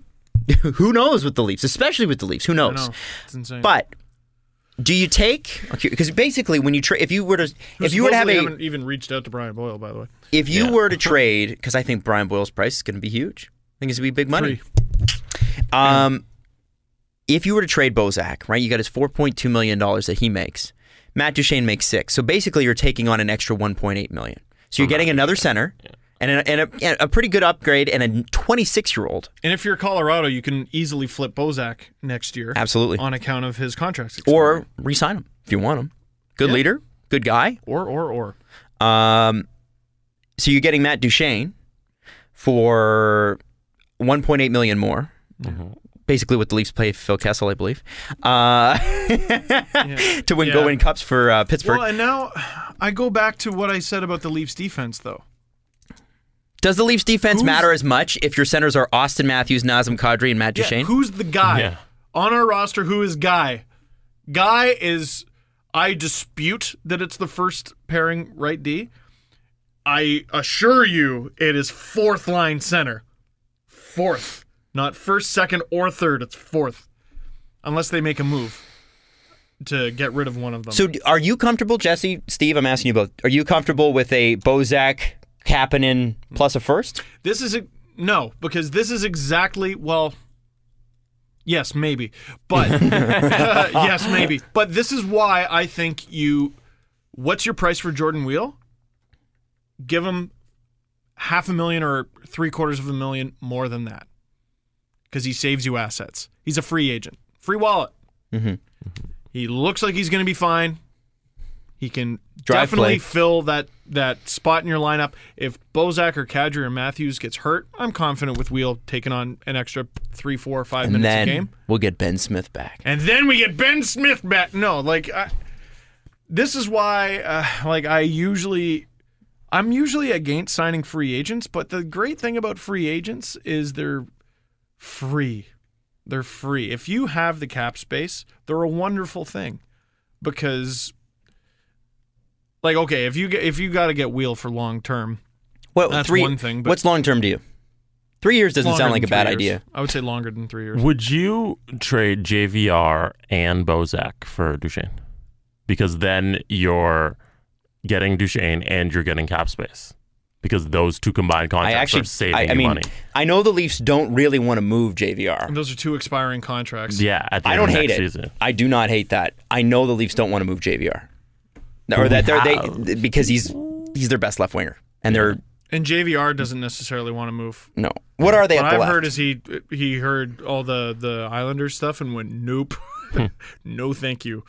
So Be playing with he Tavares. does have a partial. No trade. How much do you miss? Playing with Tavares and that's it. How Yeah, much so do if you he miss wouldn't waive to JVR go- if you have Duchesne? You know, If JVR doesn't waive to go to the Islanders, is he going to waive to go to Colorado? maybe I wouldn't. you could ask. You could ask. Why do I get the feeling the Leafs are just gonna fucking drop a bomb on the world? I don't think because they will. There's, I think it's going to be small moves this summer, guys. I get the feeling that something huge is coming, and yet I think what might happen is Jordan Weal, Cody Franzen, backup goalie, done. Yep. Save the That's cap. it. Save the cap space for the playoff run. Yeah, now I'm Yeah. getting my hopes up on Jordan Weal. Now I want him. I want him too. I do want him. I want him to be a Leaf. I think it'd be great. Who owns his rights right now? Vegas? Philly. Vegas didn't. Who did? Oh, they took Belmar. Yeah. Yeah, really. Hey, so question before we go. If the Leafs are really in on Duchesne, Are we done? no. Oh. No, we got tons more. Like before we go on to the next thing. Oh, okay. I was like, Okay, oh, yeah. No, we got tons of stuff. No. If the Leafs are really in on Duchesne, why wouldn't they be in on Tyson Barrie? I think you call you call friggin' Joe Sakic until your phone is burning a hole in your face. Yeah, be in on Tyson Barrie. Be on. Who are the good players on the Colorado Avalanche? Landeskog, Be in on Duchesne, them. Barrie. Yes. Why aren't they? I think they are. You didn't name Cody McLeod. So You're right. whatever. I didn't. McLeod, I believe is the Hey, pronouncement. he's a Predator now. That's right, he is. That's right. He was in the finals. He was on Shit, play. I forgot that. Noted P.A. Parento roster spot taker. I just thought if the Leafs are going to be linked to the Avalanche, it's Tyson Barrie. You would think so. All right. The McDraisaitl contracts seem to be hefty. McDraisaitl. Holy jumping. I think again, and I said this. I thought McDavid would be in the high range, and I'm Yeah. glad I said it because I believe it, and he deserves it. No one's asking the important question with this whole McDavid rumor. Hold on. Did you just internet clickbait us? The one question that nobody's asking. The one question that nobody's asking regarding McDavid's extension: what is this show going to talk about during the lockout? How dare you? How dare you? We're going to have a lockout. Don't say Everyone knows that, right? So negative Nancy over here wants We're to bring going the to show have a down. lockout. If Nancy does not want to pretend, I hate you a little bit. Like, okay, so one thing I read, so McDavid's going to make what, 13.25? Sure. And then the other thing I read was Draisaitl around 9. Is We're that going to have another lockout. So what That's- are we going to talk about during that show? that's only like $1 million more than Chicago Taves and Kane? That's not I don't think that's that bad. And Yeah. I don't know if What's Draisaitl- What's I don't hilarious know, man. is that people are like, "Hey, can a team win a cup with Oh, $22 no. million tied up with two guys?" Yeah, Oh, you they never fucking heard have. Never heard of Crosby and Malkin and Fleury and Letang? What? Or That's fucking four or guys. Kane and Taves. I don't think. Did they win? Oh, yeah. I think No, we had this I think they discussion won already. and then their extensions kicked in. But it's the Who same cares? damn team. That's worth noting that they didn't win the cup after they You're signed those worth noting. extensions. Your face is worth I noting. think so. No, but Internet disagrees. that's the new model on how to win a cup. You Yeah, man. load up with your 5 core, and then you just swap your random Connor Shearies around them. And people are saying, can you build a team around the Oilers if X amount of percent? Listen, Connor McDavid was on the ice and involved in 40% of the Oilers' goals. He's worth $14 million, which is max. He's worth it. I'm not criticizing the McDavid contract. So it's the Draisaitl one that you're like, yeah, I'm not sure. It's the combination of the two. And the thing that I'm just most worried about is all the people who are 75% of McDavid, who are now going to get $8 or $9 million. I thought Andrew Berkshire tweeted something really great. Matthews is getting 10, by the way. Yes, Sorry, what for sure. He's tweeted that there's a broken salary structure in the league because middle of the road guys He texted me this are too, getting and I have a retort. way too much money. It's the $4 to $6 million guys who are fucking it up for everybody. And guess what? Yeah. Milan Lucic and Chris Russell are gonna hurt you. Yeah. So what is McDavid going to do? Create more of those guys or less? It's not the second one. I actually think he's gonna create less. Yeah. Because You're people are all out of your mind. Pittsburgh, Chicago, Yeah. Edmonton's gonna win too. Yeah. Toronto's gonna do the same thing. Okay. Okay. Okay. And then all those teams expected to be contenders in the next few years. Okay. Austin Matthews makes $10 million now. Hi. I represent Connor Brown. Yeah, and then you don't give it to $5 him, or you million. load up on the randoms Yeah, okay, around okay. him. RFA Connor Brown will trade your rights. Here's the problem. That is the correct way to think. Some schmuck in the league is going to pay Connor Brown $5 million. And then the next guy, who is 80% of Connor Brown, who... But those gonna get- teams who Yes. load up on the $3 to $6 million guys Aren't gonna don't win. They're not going to win. It's the Torontos who win. ripple effect is... This is what I'm talking about in terms of the lockout. The ripple effect is that. It's that players who should be getting $3 million are all of a sudden getting $5 million. And they're going to I be on agree. bad teams. McDavid should be getting 3.25, or sorry, 13.25, and bums should be getting $2 or $3 million. It's just not the way of the world. It's not how it works. So, yes, granted, teams who manage their cap poorly are going to lose. It's been that way since 05-06 when the cap got instituted. But it's just, it's going to cause another lockout. I just look at this deal and I go, oh, shit. Well, it was fun while it lasted. What are we all going to do for that year? But why would that cause? Tell me why that causes a lockout. Everyone's salaries come up. Everyone. The market will not allow for that to happen. The cap will not there's a allow for that limit. to happen. We said that before. There's no way Milan Lucci's going to make $7 million. Guess what? I want to win now. Here it is. I know you're 35 and up. I don't give a shit. I want to win now. Here's $6 million, Johnny. Who is going to be the team, San Jose, who decides to give Thornton and Marleau 3-year contracts this summer? I wouldn't Despite put it. their age. I wouldn't put it past the Panthers. Do they have cap room? Probably. I think they do. So there you go. Wouldn't put it past them. There's the Panthers. Wouldn't put it past Carolina either, who don't want to trade their young defensemen, although they have young defensemen to give. Yep. So is it the right move for Edmonton? Okay. I think it is smart for them, of all the players on their team, to lock up those two. Now, that's the Pittsburgh model. Lock up your big two centers and then have cheap wingers around them. Now, here's the question. Do we think Peter Chiarelli is smart enough to pull off what Pittsburgh did? I think Peter Chiarelli must be looking at what they're doing and going, that's what I have to do. He doesn't have a choice. Like, okay, McDavid made... Who were McDavid's line mates in his first 40 games in the NHL? Do you remember this? I think it was Yakupov and Benoit Pouliot. Right. And is credited with reviving their careers at the time. If I'm not... Well, Pouliot they're just on, got bought out. They're on... But bingo. after leaving McDavid, though. Exactly. Yeah. So it doesn't matter who you put him with. He made Pouliot and Yakupov look good. Right. But now who is going to pay Benoit Pouliot? The Oilers. And the Oilers. What? And then some other team is going to go out and they're going to... I read a tweet and be paid by 3 different teams. I read a tweet from somebody today. I guess there was some sort of analyst who suggested that the Oilers signed Pouliot based on his advanced numbers, not on watching him actually play. Yeah.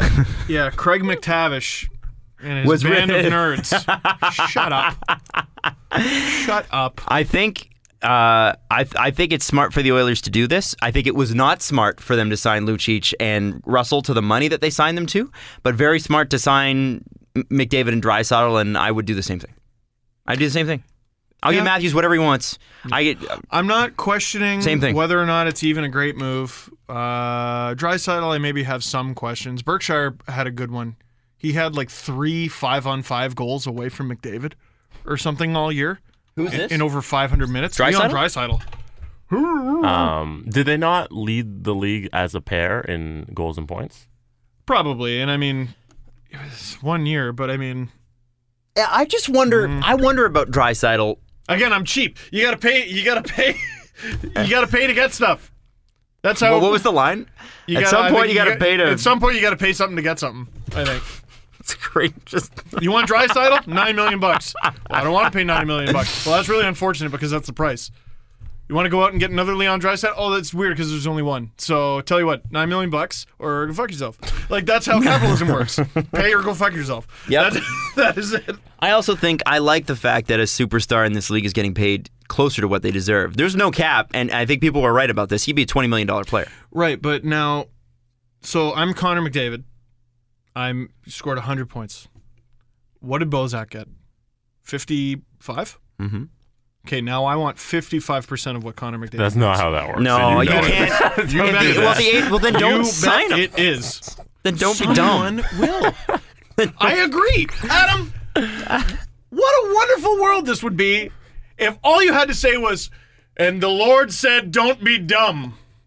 There is a lineup of dumb people waiting to be dumb. Steve, now I know that the Leafs have questionable deals. Matt and Martin, chief among them. However, the war's over, man. Nonis is not in charge anymore. Lizelle and Poulin are long gone. The days of not understanding the cap and calling the wrong defenseman Jeff Finger and signing him to a ridiculous deal, gone, over. I think what we'll do is I'll be much more better at talking junior. We'll be our draft show in 2020 is going to be really good. The AHL still plays. AHL still. Oh yeah, tons of Marley's content. What year? That wouldn't be next season. The year after, right? No, The year after. I want to say 2020. Is it lockout? Yeah, 1920, I think. 1920 or 2020. I think it's Or it 1920. might be 2021. Oh, really? I don't know. I don't know. We should probably. There's an opt-out. They're opting out. You know Yeah? what? We should Here, I'll look probably it up. find out an answer to that because it's going to happen. So, what are we going to do? What are we going to do? All those things I just mentioned? I'm not doing KHL highlights again. I'm not doing it. I don't know what we'll do. I don't know. It's just I found it weird that McDavid was going to get 13.25 and everyone's like, great, that's what he should be getting. Believe me, I agree with you, but trust me when I say that's not a good thing at all. If you're a hockey fan, like this is terrible news. This is terrible news. I still don't understand the connection, man. What's the next highest contract in the league? 10.5? Holy shit. Like the most expensive contract in the league just went up almost $3 million. I don't know what are they paying Kopitar? 10, 9 It's got to be like 10 something. And Taves and Kane are both making 10.5. It's great if you're a fan of the Edmonton Oilers because now you got Connor McDavid locked up Forever. Yeah. Otherwise, it's terrible news for fans of the National Hockey League. That's just the way it is. Hey, God bless Connor McDavid. Go get your money. Continue to be the best player in the league. But it's terrible news. Debbie Downer? Wah, wah, wah. I don't care. I mean, that is the way it is. Now, What you reading? Dale Talon, I'm just bringing up notes from What you reading? Mr. Luke Fox. He's got some rumors from around the league. Luke Fox, Jukebox. Can I just throw out the lockout? Oh, yeah, sure.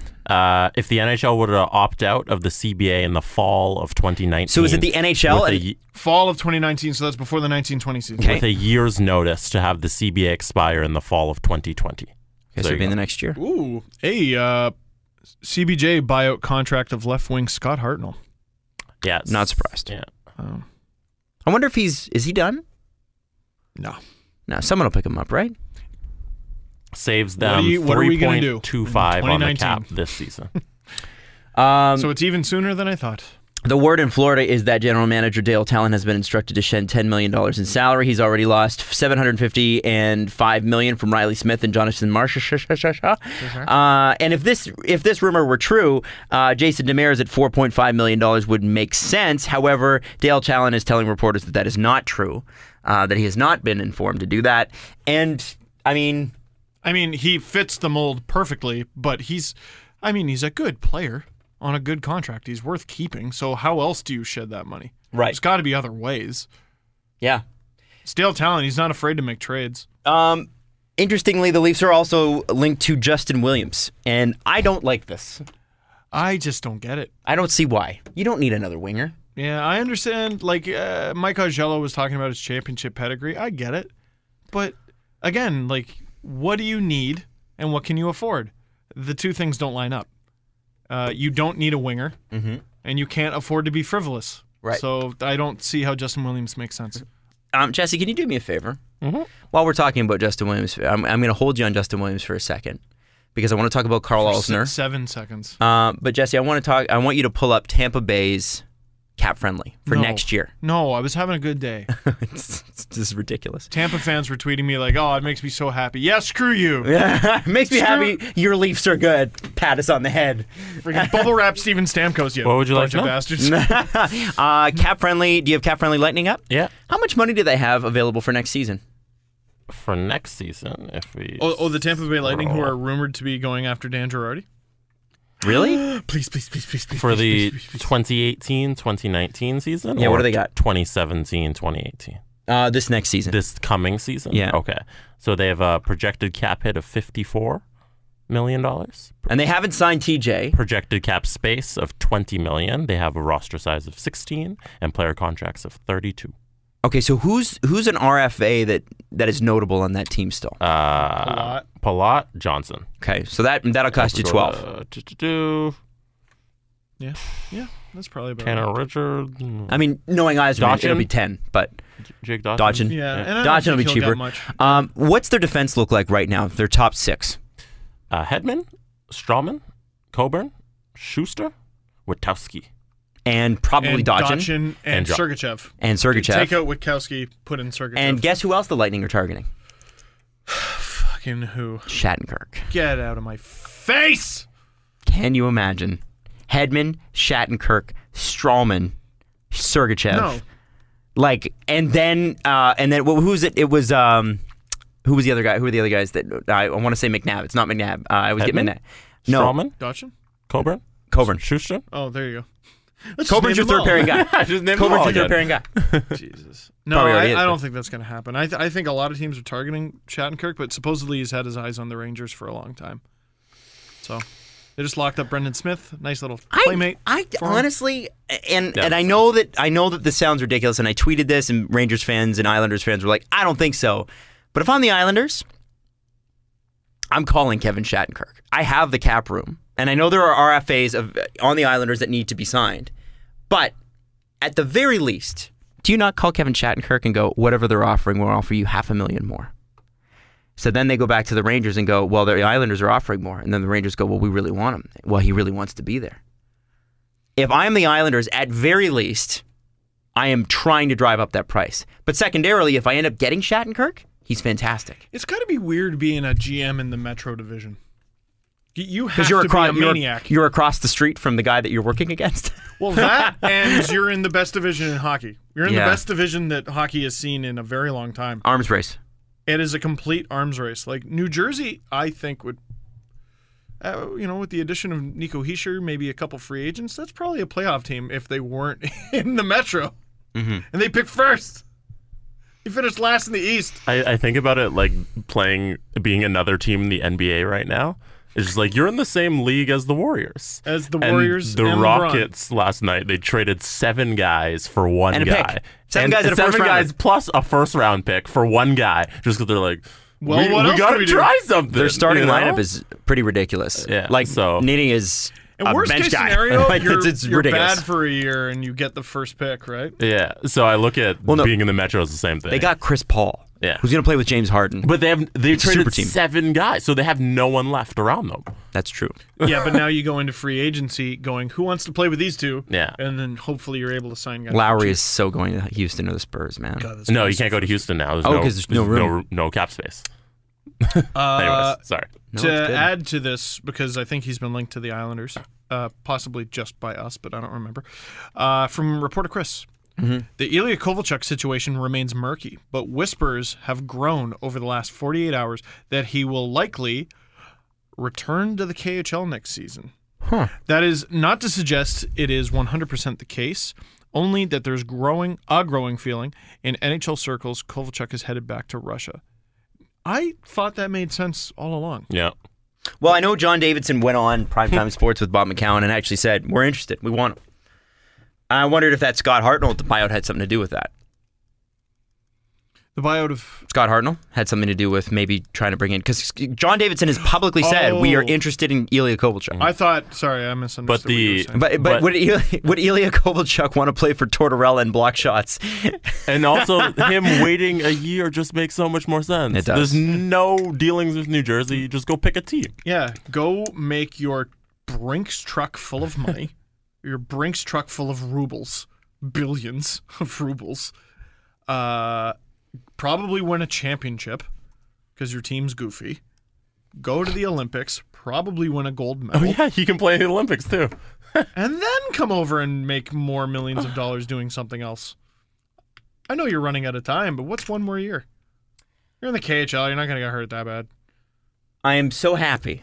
Maybe. I'm so happy that Carl Alsner and the Toronto Maple Leafs have not been linked because I thought that they were. And I actually brought him up months ago and said, what about Carl Alsner? He might be a good...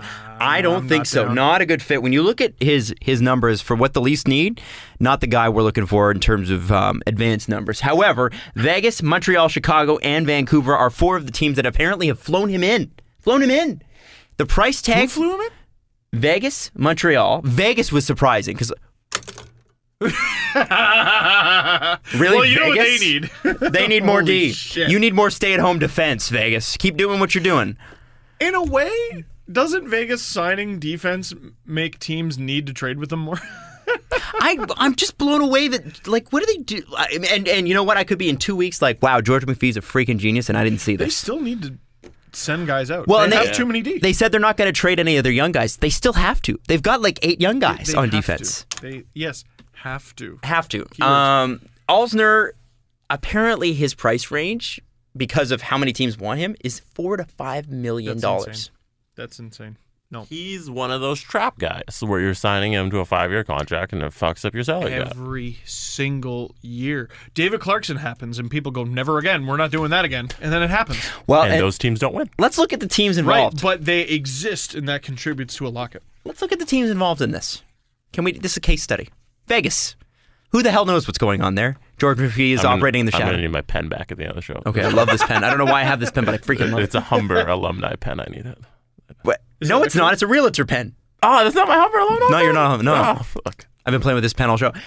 You've lost your pen. Vegas. That's Who also my pen, though. they're doing crazy stuff, but they're expansion teams. They're a bit of a wild card. Montreal, hard up for defense, have to pay whatever, right? Yep. Chicago, lost Chalmerson. Joe Quenneville stormed out of the meeting after he was traded to Phoenix. Arizona.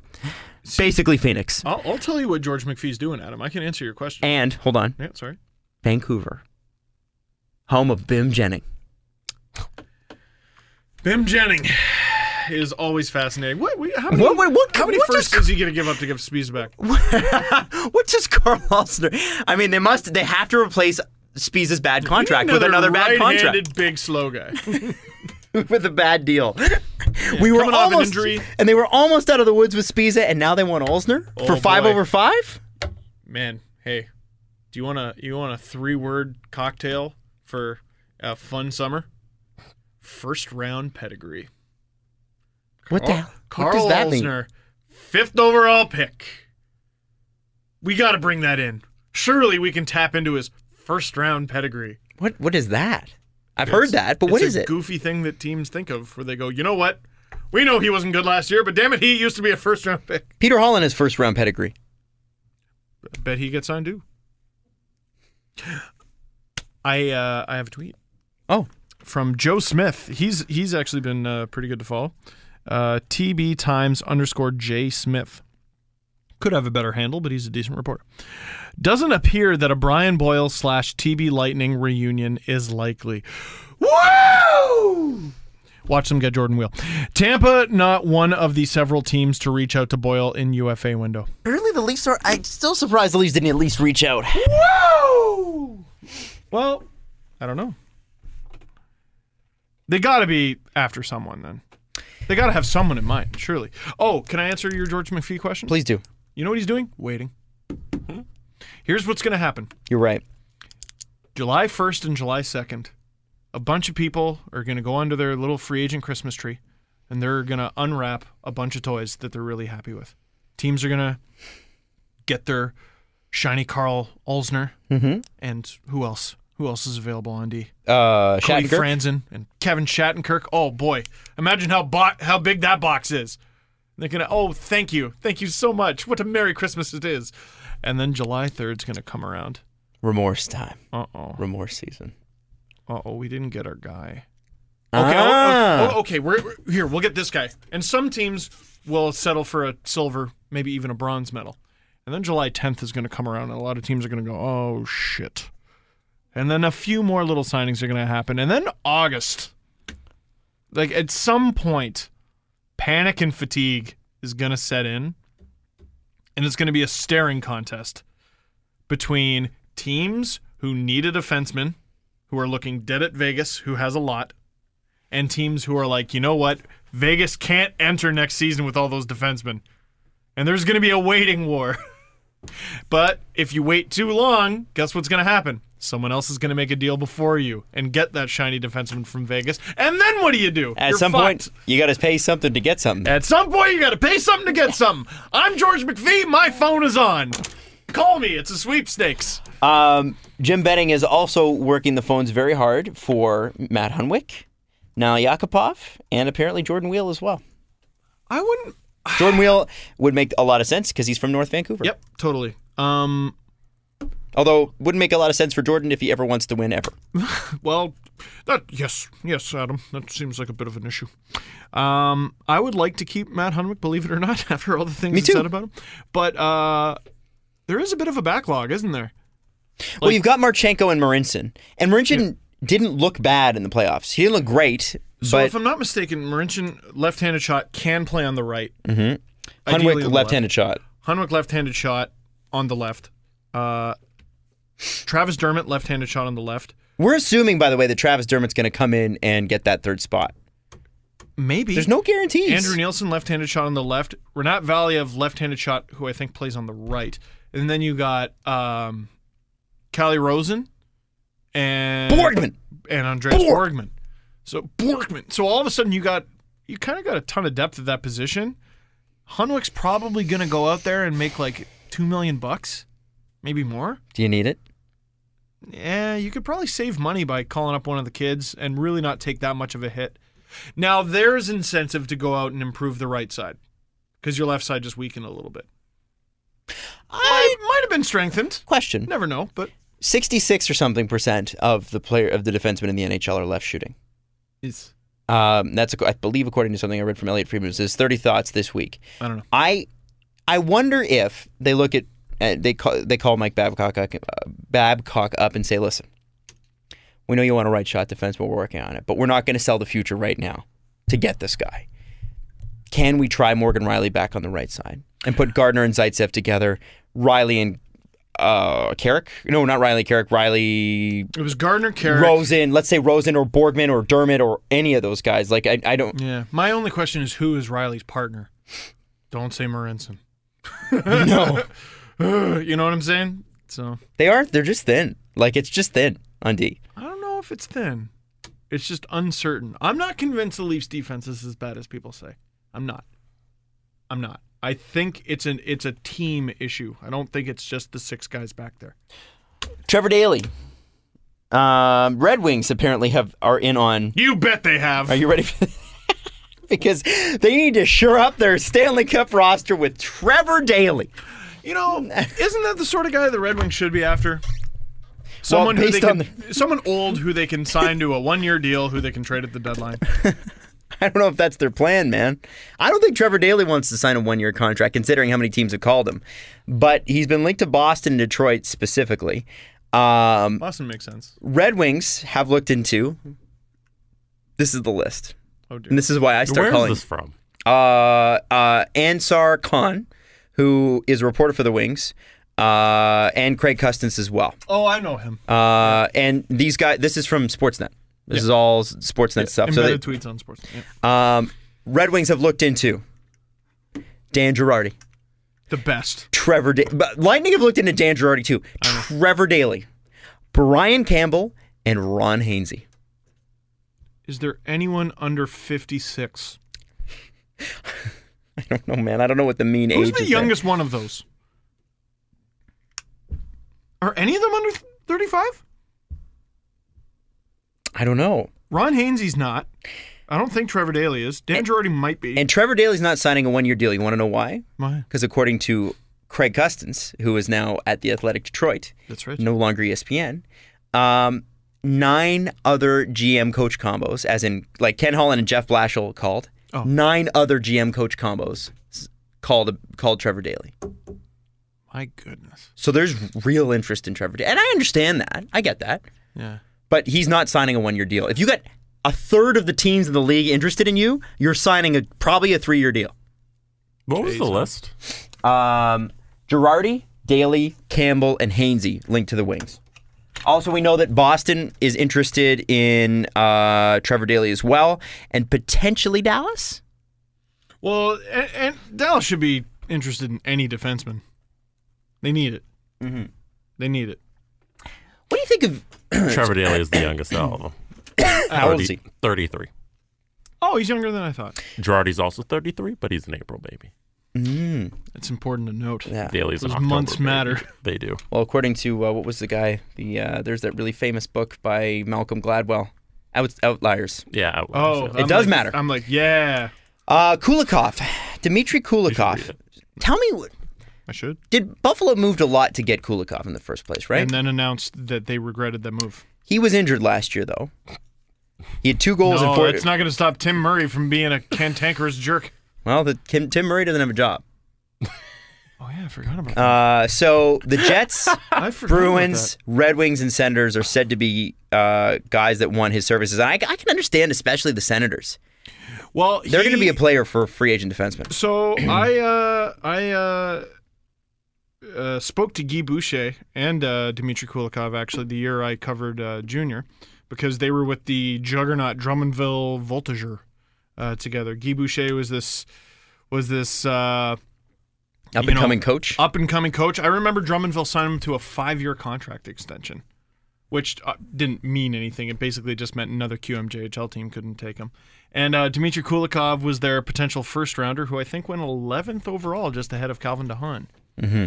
He was a big deal to get on the show, and so was Guy Boucher, who I think won Coach of the Year in the Q, or either the Q or the whole CHL. I don't remember. So it would make sense to reunite the two. Nick Schultz and the Penguins are thinking long-term deal. So Doesn't seem like Boucher's coaching style has really changed a whole No, lot it hasn't. either. Yeah. So I think might help. Kulikov's a good fit in Ottawa. They're a defense first team. He knows the coach. I think that's a great way to revive your career. You lost Marc Methot. Yeah, so you got take the a money cheap to deal, do it. Take a cheap deal in Ottawa For I think 1 it year, makes a see if lot you of can sense. pop it. Yeah. Sorry, what were you saying? Sorry, I moved on too quick. Obviously, Jim Rutherford's got to worry about Justin Schultz before he worries about Bonino, Cullen, Hainsey, and Daley. And I would assume that he's going to lose Bonino for sure. Who knows if Matt Cullen's going to retire or not. Ron Hainsey and Trevor Daley, you worry about after Justin Schultz. Now, Schultz was qualified at $1.4 million. He's not going to sign. Means nothing. Yeah. So, what's a Justin Schultz contract look like? And does Pittsburgh really want to go? I mean, they don't have a choice. They're almost kind of like stuck, right? There's only so much they can pay, truly. But how long term do you want to go when you already have Letang and Crosby and Malkin and Kessel and? What do you think Jim Rutherford's high score is at Whack-A-Mole? It's got to be really, really high. Like it seems like ever since he got to Pittsburgh, he's just going whack, whack, whack, whack. Oh shit, Justin Schultz, whack. Oh, Trevor, whack. Matt Cullen, whack. Oh, Bonino, whack. Like, he's just always figuring out. Oh shit, we got a hole here. Okay, oh shit. I'm I don't know. Is this when he finally loses? Like, are the moles finally popping up too quickly? You're losing Matt Cullen probably, maybe. Who knows?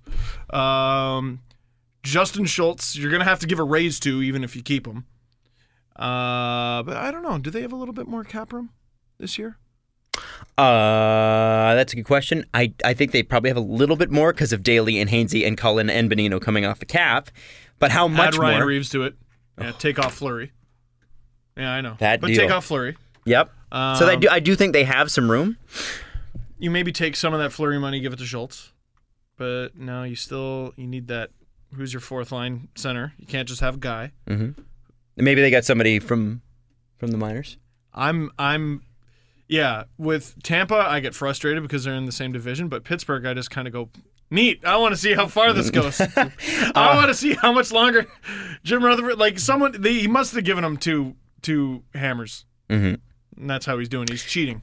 The Blues have lost David Perron to the expansion draft, Ryan Reeves to Pittsburgh, and Patrick Berglund will be out till December with shoulder surgery. And don't forget the devastating loss of Yori Laterra. And Niall Yakupov. Hey. Now, that's a lot of cap the Nick room. Bonino market is crazy right now. Apparently, St. Louis is interested. Apparently, the Canucks are interested. Whatever. St. Louis Canucks are interested. Yes, of course. What? He was traded from the Canucks, if memory serves. Dick. Tell me something, St. Louis. If you're the Leafs, you got a ton of wingers. Do you not see? Is there not a chance there that maybe a deal can be done? Because For St. Louis, Parayko? I don't know if Parayko would be fantastic, but I don't think St. Louis is giving you Parayko. Well, so who are you looking at? I don't know. Is there a depth at defense there that they can deal from? Would JVR go to the Blues? Interesting. A JVR Stasny Tarasenko line would be formidable. That'd be kind of scary. A little bit. Can we have a look at? Let's have a look Put at JVR with Steen. Watch him win a cup. And I drink and drink and drink. That is a liver transplant trade. Well, I just wonder if there's a potential deal to be made there. I don't know. I mean, they've got Pietrangelo, Bouwmeester, Gunnarsson. No thanks. We've been there. Robert Bortuzzo. Nope. Joel Edmondson and Colton Parayko. Mm-hmm. And then in the minors, Jordan Schmaltz, Jake Wallman. You need someone who can help you now. Yeah. I think if you're the Leafs. You need a Parayko. This is, again, why I think it's going to be boring. It's going to be Jordan Weal-ish. Mm-hmm. Jordan Weal-ish.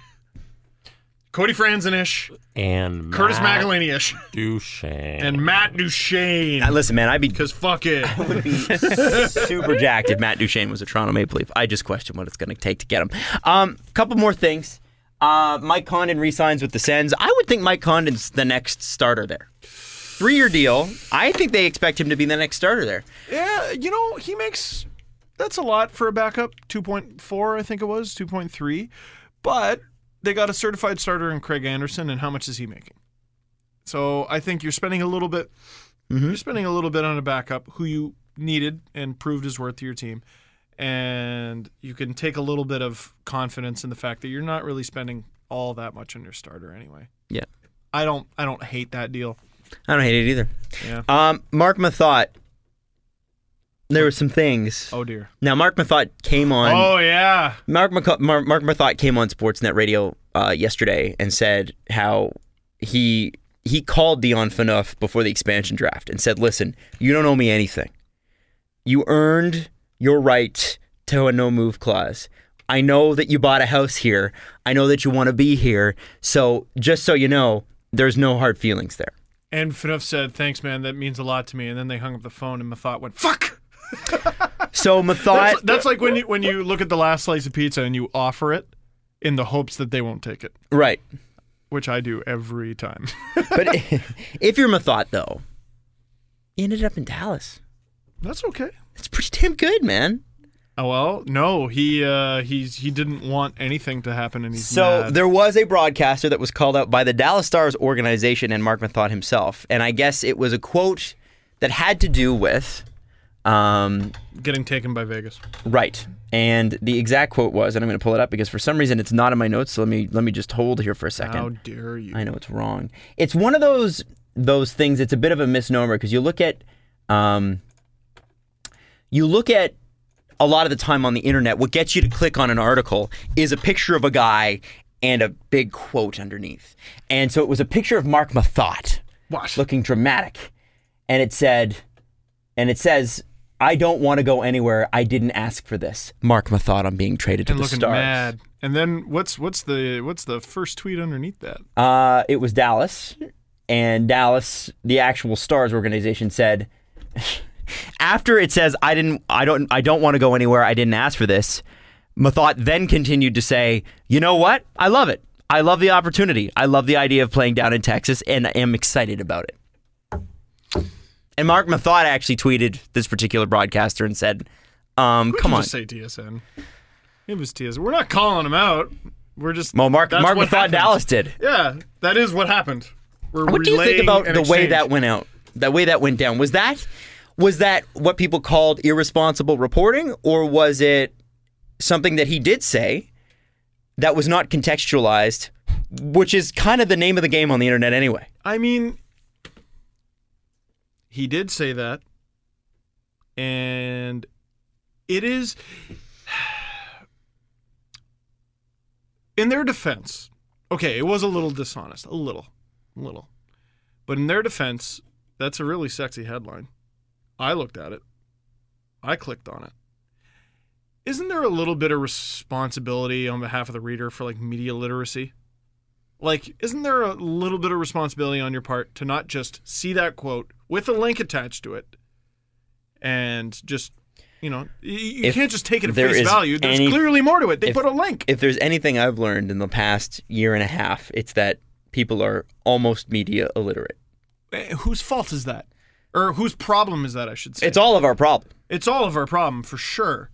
But for sure, like I see, it's inexcusable. I see really. kids that it should be getting better, not worse. Guys, people that I had as interns, people that are media trained, went through radio school, posting fake links, thinking that it's real. They have no idea. They have college degrees, college diplomas. Like, are you kidding me? Obviously, it doesn't mean shit. But... Well, there's obviously a problem with our education system if you can't make it through college and figure out what a verifiable news source is in media. My dad posts stuff, and I'm like, oh, Dad, Jesus. Yeah. But he's knocking on... My dad's like, share if you like the 70s. I'm like, Dad, stop sharing that. My dad, is he about to turn 60, or he just... No, he's 60. He's 60 years old. That's his excuse. If you're 24, what the fuck? Seriously. What are you doing? Seriously. So... I don't know. I guess you can get a little annoyed at them that they baited you and you clicked it, but at some point, I don't know. You got to take some ownership. Mm-hmm. I don't think they should have done that. I wouldn't have done. If you were head of TSN's social media, yeah, I wouldn't have done it the way they did it. But at some point, it is your job to be responsible for your own knowledge. I also think if I were TSN, it would have been really funny to post the first picture and have the second tweet ready to go and link it to the first one. But then he said, with the rest of the tweet, ... bang, and then it's a compelling set of tweets rather than a dishonest, somewhat out of context. And this isn't like the loophole thing, which was a mistake, like an honest to goodness mistake. Oh, the letting the tweet through. That was just a mistake. That was a mistake by someone who was doing it for the first time, I think. I don't understand why that was such a big, I get why he was mad. Yeah. I get why Dion was mad. I get why Alicia was mad. I get that. Yeah. But honestly, mistakes happen. And it's a kid. It didn't happen to you, though. It didn't happen to me, but I look at it like, okay, the problem with broadcasters is a lot of these social media kids are freaking interns, right? They're interns. It wouldn't have been an intern who did this. You need someone who is professionally able and has experience to vet tweets, to put that stuff on the air. Well, you need somebody behind the scenes that's doing that. When I did the MapleLeafs.com chats for games, I had to approve every comment. We had as few as 5,000 people in each chat. That's a lot. And as many as 20 something. And most of them were angry, I'm sure. Oh my God. And I had to approve every Tim comment. Brent, next captain. Tim Brent, next captain. So who should be the next captain of the Leafs, I would throw out there? And here are the comments that I would approve blindly. Tim Brent, Ian White, Tim Brent, Ian White, fuck you, Matt Stajan, Tim Brent, Ian White. You could approve a fuck you? Yeah, by accident. Because there's just so much going on. 20,000 people. Yeah, That's a so lot. I don't know what exactly happened there. But anyway, we're drawing the line between an honest-to-goodness mistake like that and the loophole thing, and that's being a little Dishonest. intentionally clickbaity. Yes. And what's interesting about that is there's no actual article attached to it. Yeah. So why put it up? Oh, there isn't? No, there's no link to anything. I kept saying there was it's a just link. a picture. Okay, yeah, that's bad. Well, and then what are you even promoting? That doesn't promote shit. That's bad social media. Yeah, that's just bad. Yeah, that's just bad. Straight up. And hey, I'm not going to make this a Sportsnet versus TSN thing. There's wrong stuff all the time. Fuck, I posted something wrong in an article I posted yesterday. Yeah, so I said Paul Correa never won a personal award. 2 Lady Bings. Whoops. And also the Avalanche thing. What happened? Oh, fuck. Practice what you preach. I always say if it's 3 tweets or something along the lines of if it's 3 tweets, it's a blog post. Just write the blog post, idiot. And so I basically wrote about why Joe Sakic should be fired. Now, I posted a few reasons, and people retweeted just one of the tweets and kept saying, you know what, maybe Joe Sakic should be fired, but this is a terrible reason. And what am I going to do? Tweet at all those dozens of people and be like, no, read the rest of what I said, which still isn't very much. It is a maximum of 360 characters. 3 tweets. So you're making a blog post out of it? Yeah, I did. It's up. I saw it went up during the show. And basically I go, I basically said, here's how you can fix the Avalanche. And what I said was they don't have a lot of contracts signed, but they really don't look all that much different than the Leafs of 2 years ago. So, and that's a good thing. Not at least they have options. They don't have. They only have 25 contracts signed. Jeez. I think that's bad, but it does give you options. But holy, it gives you what it does give you is a ton of freedom. I think they should have a few more than that. Like a few Avs fans responded, "Yeah, well, look at Florida. They only have 26." I'm like, "Well, you're not Florida." Yeah. So when you have stop that names right like away. Barkov and Huberdeau, yeah, we'll talk. Yeah, Florida's a decent team. So let me stop you right there. I think you need 30 points to be within arm's reach of Florida.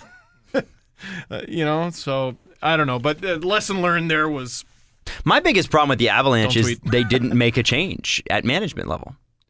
Yes. So this was the one thing, and I added this actually this morning because I wrote it yesterday afternoon, was the Leafs stripped everything down to the bone for their rebuild. What they didn't do was trust Dave Nonis with the rebuild. Joe Sakic's been the GM of the Colorado Avalanche for 3 years. So you're giving him the right to clean up his own mess, which I don't ever think is the right option when it comes to management. Yeah, because if they were truly doing a good job, they wouldn't have gotten into the mess. If you create the mess, you don't deserve to clean it up. Fair enough. I think that doesn't apply to the dishes. that only clean that damn mess up. The Avs are very, very interesting because, again, like the head coach is coming back, general manager's coming back. They tried to get Kyle Dubas, but I haven't seen them try to do much else. Well, and that turning down that deal from the Islanders is nuts. That's crazy. I don't understand how you don't take that deal and run giggling. Giggling. I don't know. I don't know. I mean, look at it this way. It was a Hamonic, a first, and a prospect, which, if we're looking at what Hamonic was traded for, could have potentially been a first, a prospect, a first, a second, and a second. Mm-hmm. Holy shit. Yeah, that's how you start a rebuild. Let's go. Mm-hmm. Big money. I don't know. But I had yesterday what I call a bad social day. I had a bad social day. I don't know. I think I need a thicker skin to be in this business. Well, just, I don't know. I made a couple bad points and everyone shit on me and I didn't like it. I don't think anybody likes it when someone shits on them. Well, I know. But that's going to happen, so I need to get over it. Yes, of course. I don't know. People are dicks. Dude, sometimes, man. This is why, though, it's a lesson in why you don't put fragmented ideas out there. If I had something to say about the Avalanche, I could have left it at my first tweet about them, and I think it would have been fine. Because all I said was, look at their cap friendly. What a fucking mess. Yeah. Like, that would have made sense. But then I go on, and people go, that's a terrible reason. Steve, you write for Sportsnet.ca. Listen, Make an article. you could have not. So instead of 3 tweets, I wrote 900 words. What you could have done. Yeah. Which gave me an opportunity to disagree with myself. Yeah, which is okay. Yeah. Twitter doesn't, there's not enough characters for you to contradict yourself. Steve, where you could have stopped is Joe Sakic should be fired. You could have stopped there. Yeah. Because, and this is an interesting People would have stat. been nicer with their feedback. A lot of people would have been like, you know what, I disagree because of this. Somebody tweeted us this, and I looked into it, and it's even worse than what the original tweet said. So how many points did the Avalanche have last year? 47? I believe it was 48. But I'm going to check Under into that. 50. That's really all that matters. No, this matters. Okay. How many points did the Avalanche have last year? They had 48 48 points. Okay? Oh, hey. Check out the big brain on Brad. Brad and Wild. 2012, 2013. Lockout shortened season, 48 games played. Oh, I did see that. As many points as the Avalanche had. We found out from a listener that 20 teams in that year had 48 points. Sorry, had more than 48 points. 20 teams. If you Last include year's Avalanche wouldn't have made the playoffs in the lockouts. If you include the teams that tied the Avalanche point output from that season, only the Edmonton Oilers at 24, the Calgary Flames at 25, the Carolina Hurricanes 26, Nashville Predators 27, Tampa Bay 28, Colorado 29, and Florida 30. So 6 teams would have finished lower. Jeez. That means that 23 NHL teams from the lockout shortened year had as much or more points than the Colorado Avalanche last year. That's why Joe Sakic and Jared Bednar should be gone. That's what I think.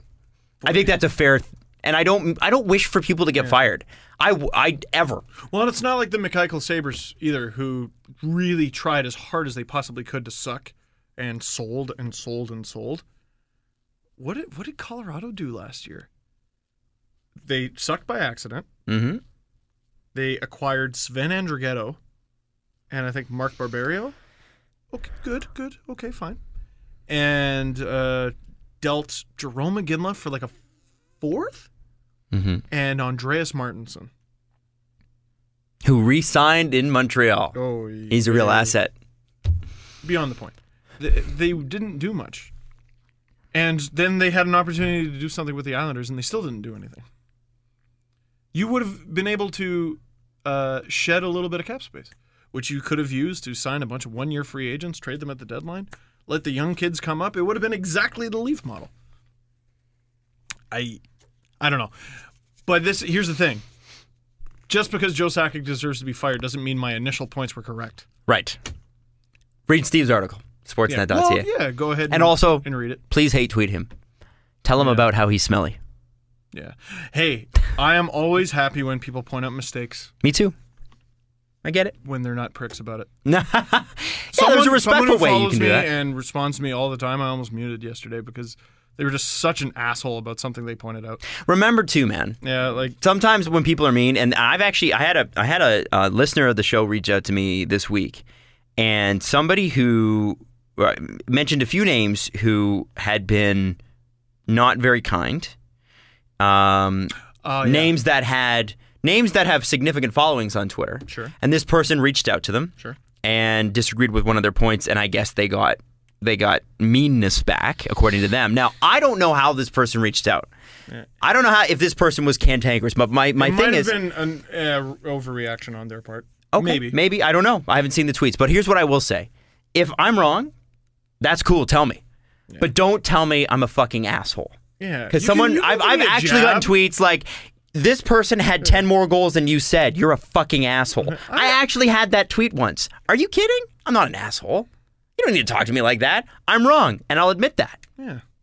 Actually, the reason Andrew Berkshire and I are friends is because he called me out about Carey Price in our first season of this podcast. I said, I don't know about Montreal and Carey Price, blah, blah, blah, blah. And he's like, what the hell are you talking about? Oh, he's been fantastic. And I'm like, you know what? You're absolutely right. And I came on the show the next episode and said Andrew Berkshire was right. And we've been friends ever since. How long is today's show? 2.5 hours? Yeah. 2 hours? We're going to say a couple wrong things. Probably. I'm going to get it on Duchesne. I know him. Yeah. People are going to be like, you don't think he's worth $6 million. You're crazy. I do. But anyway, can we do the press conference? Sure. Maybe we got time. Okay. Jesse? Not really. We have time. 6 minutes left 6 minutes. on my recorder. Oh, on your recorder. Okay, so let's do this quick. Damn. Okay. And I also want to get to work. You were giving me the Jesse Pensive eyes, dude. You are giving way too much brain space to people who don't deserve space in your brain. Oh, I know that, but So stop it. Elliot Friedman's mantra of Don't read your replies. read your mentions, and he talked about Sam Constantino being smart for not having Twitter. Elliot Friedman is a genius and one of the best people in hockey media. I wholeheartedly disagree with that mantra, but at the same time, Elliot Friedman seems a lot happier. So maybe he's onto something. Is Elliot Friedman beating himself up? The thing is, Elliot Friedman has a different job. Elliot Friedman's job is to put information out into the ether. Yours is to react to it. Yeah, I think not having a Twitter in today's media landscape is absurd. But but Sam, I bet people who don't are happier. Dollies for Days wants to know, how worried should I be that officials in my city are taking modernization advice from the CEO of Toronto Subways? So, and then he Holy linked shit, to really? a tweet Who's the that says CEO? MTA hearing from TTC CEO Andy Byford on how they're modernizing Canada's largest subway. So they had the CEO of the TTC speak to the MTA is the Metropolitan Transportation Authority, which is the transportation that heads up New York City. Well, the I'll say this. president of Wait, the hold on. TTC speak to the MTA. I don't know how that's humanly possible. However, the TTC are taking steps. We just haven't seen the results of those steps. But they were named, Is it I think. that the trains are a little bit cleaner because we have like 10% of the ones they have in New York. Yeah, they also said that I think the TTC was named one of the top transit In North America. In North this year, America. I don't know based on what, but Preposterous. well, I also think It's we have. shite. I also think we have high expectations here. Yeah, good. Yeah. I I think we're overly critical of the things that we have. Yes. The problem with transit in this city is there isn't enough. There's two subway lines essentially downtown. I think the subways we have are fine. Yeah, but we don't have enough. we need more. We don't. 2 subway lines is not good enough for a city of. I've been to London. Holy shit. Yeah, that's who I'd be talking to if I were Yeah. New York. It's unreasonable to expect to be London, but shouldn't that be what you strive to be? I don't think it's unreasonable at all. Subways are a little bit of change. But Yeah, and they save you a little bit of change. You can get anywhere. I don't know. I don't know how to run a fucking city. Yeah, I'd be a little concerned. So yeah. Don't listen to everything, and I'm sure the New York guys are like, okay, you guys are cute. Yeah. I mean, it's also just a speaking engagement. Yeah. June 12357 wanted to point out Hey, June. that Isabel Krzyblibla has how to pronounce her name in her Twitter bio. Oh, she does? Yes. So she said, June says, Steve, when will you realize that how to pronounce her name is in her Twitter bio? When will you realize? Now. Well, when will I realize? Not on my own, clearly. Thank you. When will I be informed? Just now. Can we contextualize that? Because I don't even remember what that's from. We bring her up. So she's a Washington Capitals reporter. And we can't pronounce her last name. Okay, well, I think it's because I can't remember. Kershudian. Cool. Now, she Now I'll doesn't remember. she doesn't say where the emphasis goes, but Kershudian. Do you have a favorite episode of the podcast? Final question. All-time favorite episode. They're all my babies. I Yeah, love they're my all my children. babies. I You love know- my children equally. I went back and watched Smart Insider Man recently. That was I so like funny. how Adam fucking cries. That was cries that on it. was. very good You know what? episode. I have favorite bits. I don't have favorite episodes. Yeah. Smart Yeah. Insider Man, like what some of the bits that launched us, like that really set us up, were like when John Michael Lyle's explosion. the Zubat rant from Oh, way shit, back. that was funny. Like Smart Insider Man, stuff like that. The magic that happens when we first discovered Mike Francesa. Jesse's lacrosse. Lacrosse. Yeah. PK Subban was a good episode. 'Cause he WHL, ranted for yeah. 40 minutes straight. The WHL names the first time. Yeah, that was good. Ken Reed the second time. Oh, thanks. I wasn't there. Friedman was a great episode. Oh yeah. Yeah. Nick Kiprios' story in New York. Merrick. America, yeah. Yeah. Kiprios. So like, there's so many. And also to be honest with you, people are like, "Hey, remember when you said blank?" Nope. No, I don't. Because Because there's 4 hours a week of this, and no. Someone in Nashville, Peyton Turnich, he goes, hey, Hi, Peyton. You have he 30 made a seconds joke about before me my camera getting. runs out. Oh, he made a joke about me getting mistaken for Rod Brindamore's son. And I go, what? What are you talking about? And he reminded me that actually happened to me. At the 2007 NHL Awards, some girls, I don't remember who they were, thought I was Rod Brendamore's son. Didn't Rod Brendamore's son just get drafted too? I don't know. I think Brendamore got drafted in the 6th round this year. But they said, hey, there's a white guy with brown hair and a big nose. All right, camera out. Hey, all right, let's wrap it up. Hey, so free agency. Let's just do, since we got it, Jesse, I know you hate this, but whatever. Craziest deal. Who's it go to? That's it. Craziest deal. Oh, craziest deal? Craziest deal. Shattenkirk gets 7 years. Okay. I'm going to say Carl Alsner gets 5 over 5. Holy shit. You know what? I don't think you're far off. Producer Jesse, give us one. Give us one outrageous free agency deal. Jesse, if we're going to be wrong and stupid, you have to be wrong and stupid too. Be wrong and stupid with us. McDavid to the Leafs, obviously. Okay, wrong and stupid. All right, hey, we'll see you Tuesday next week. Follow the guys on Twitter at Steve_Dangle, at Adam WYLDE, and at Jesse Blake. The Steve Dangle Podcast. Brought to you by Panago Pizza. Order at panago.com and stuff your face with deliciousness.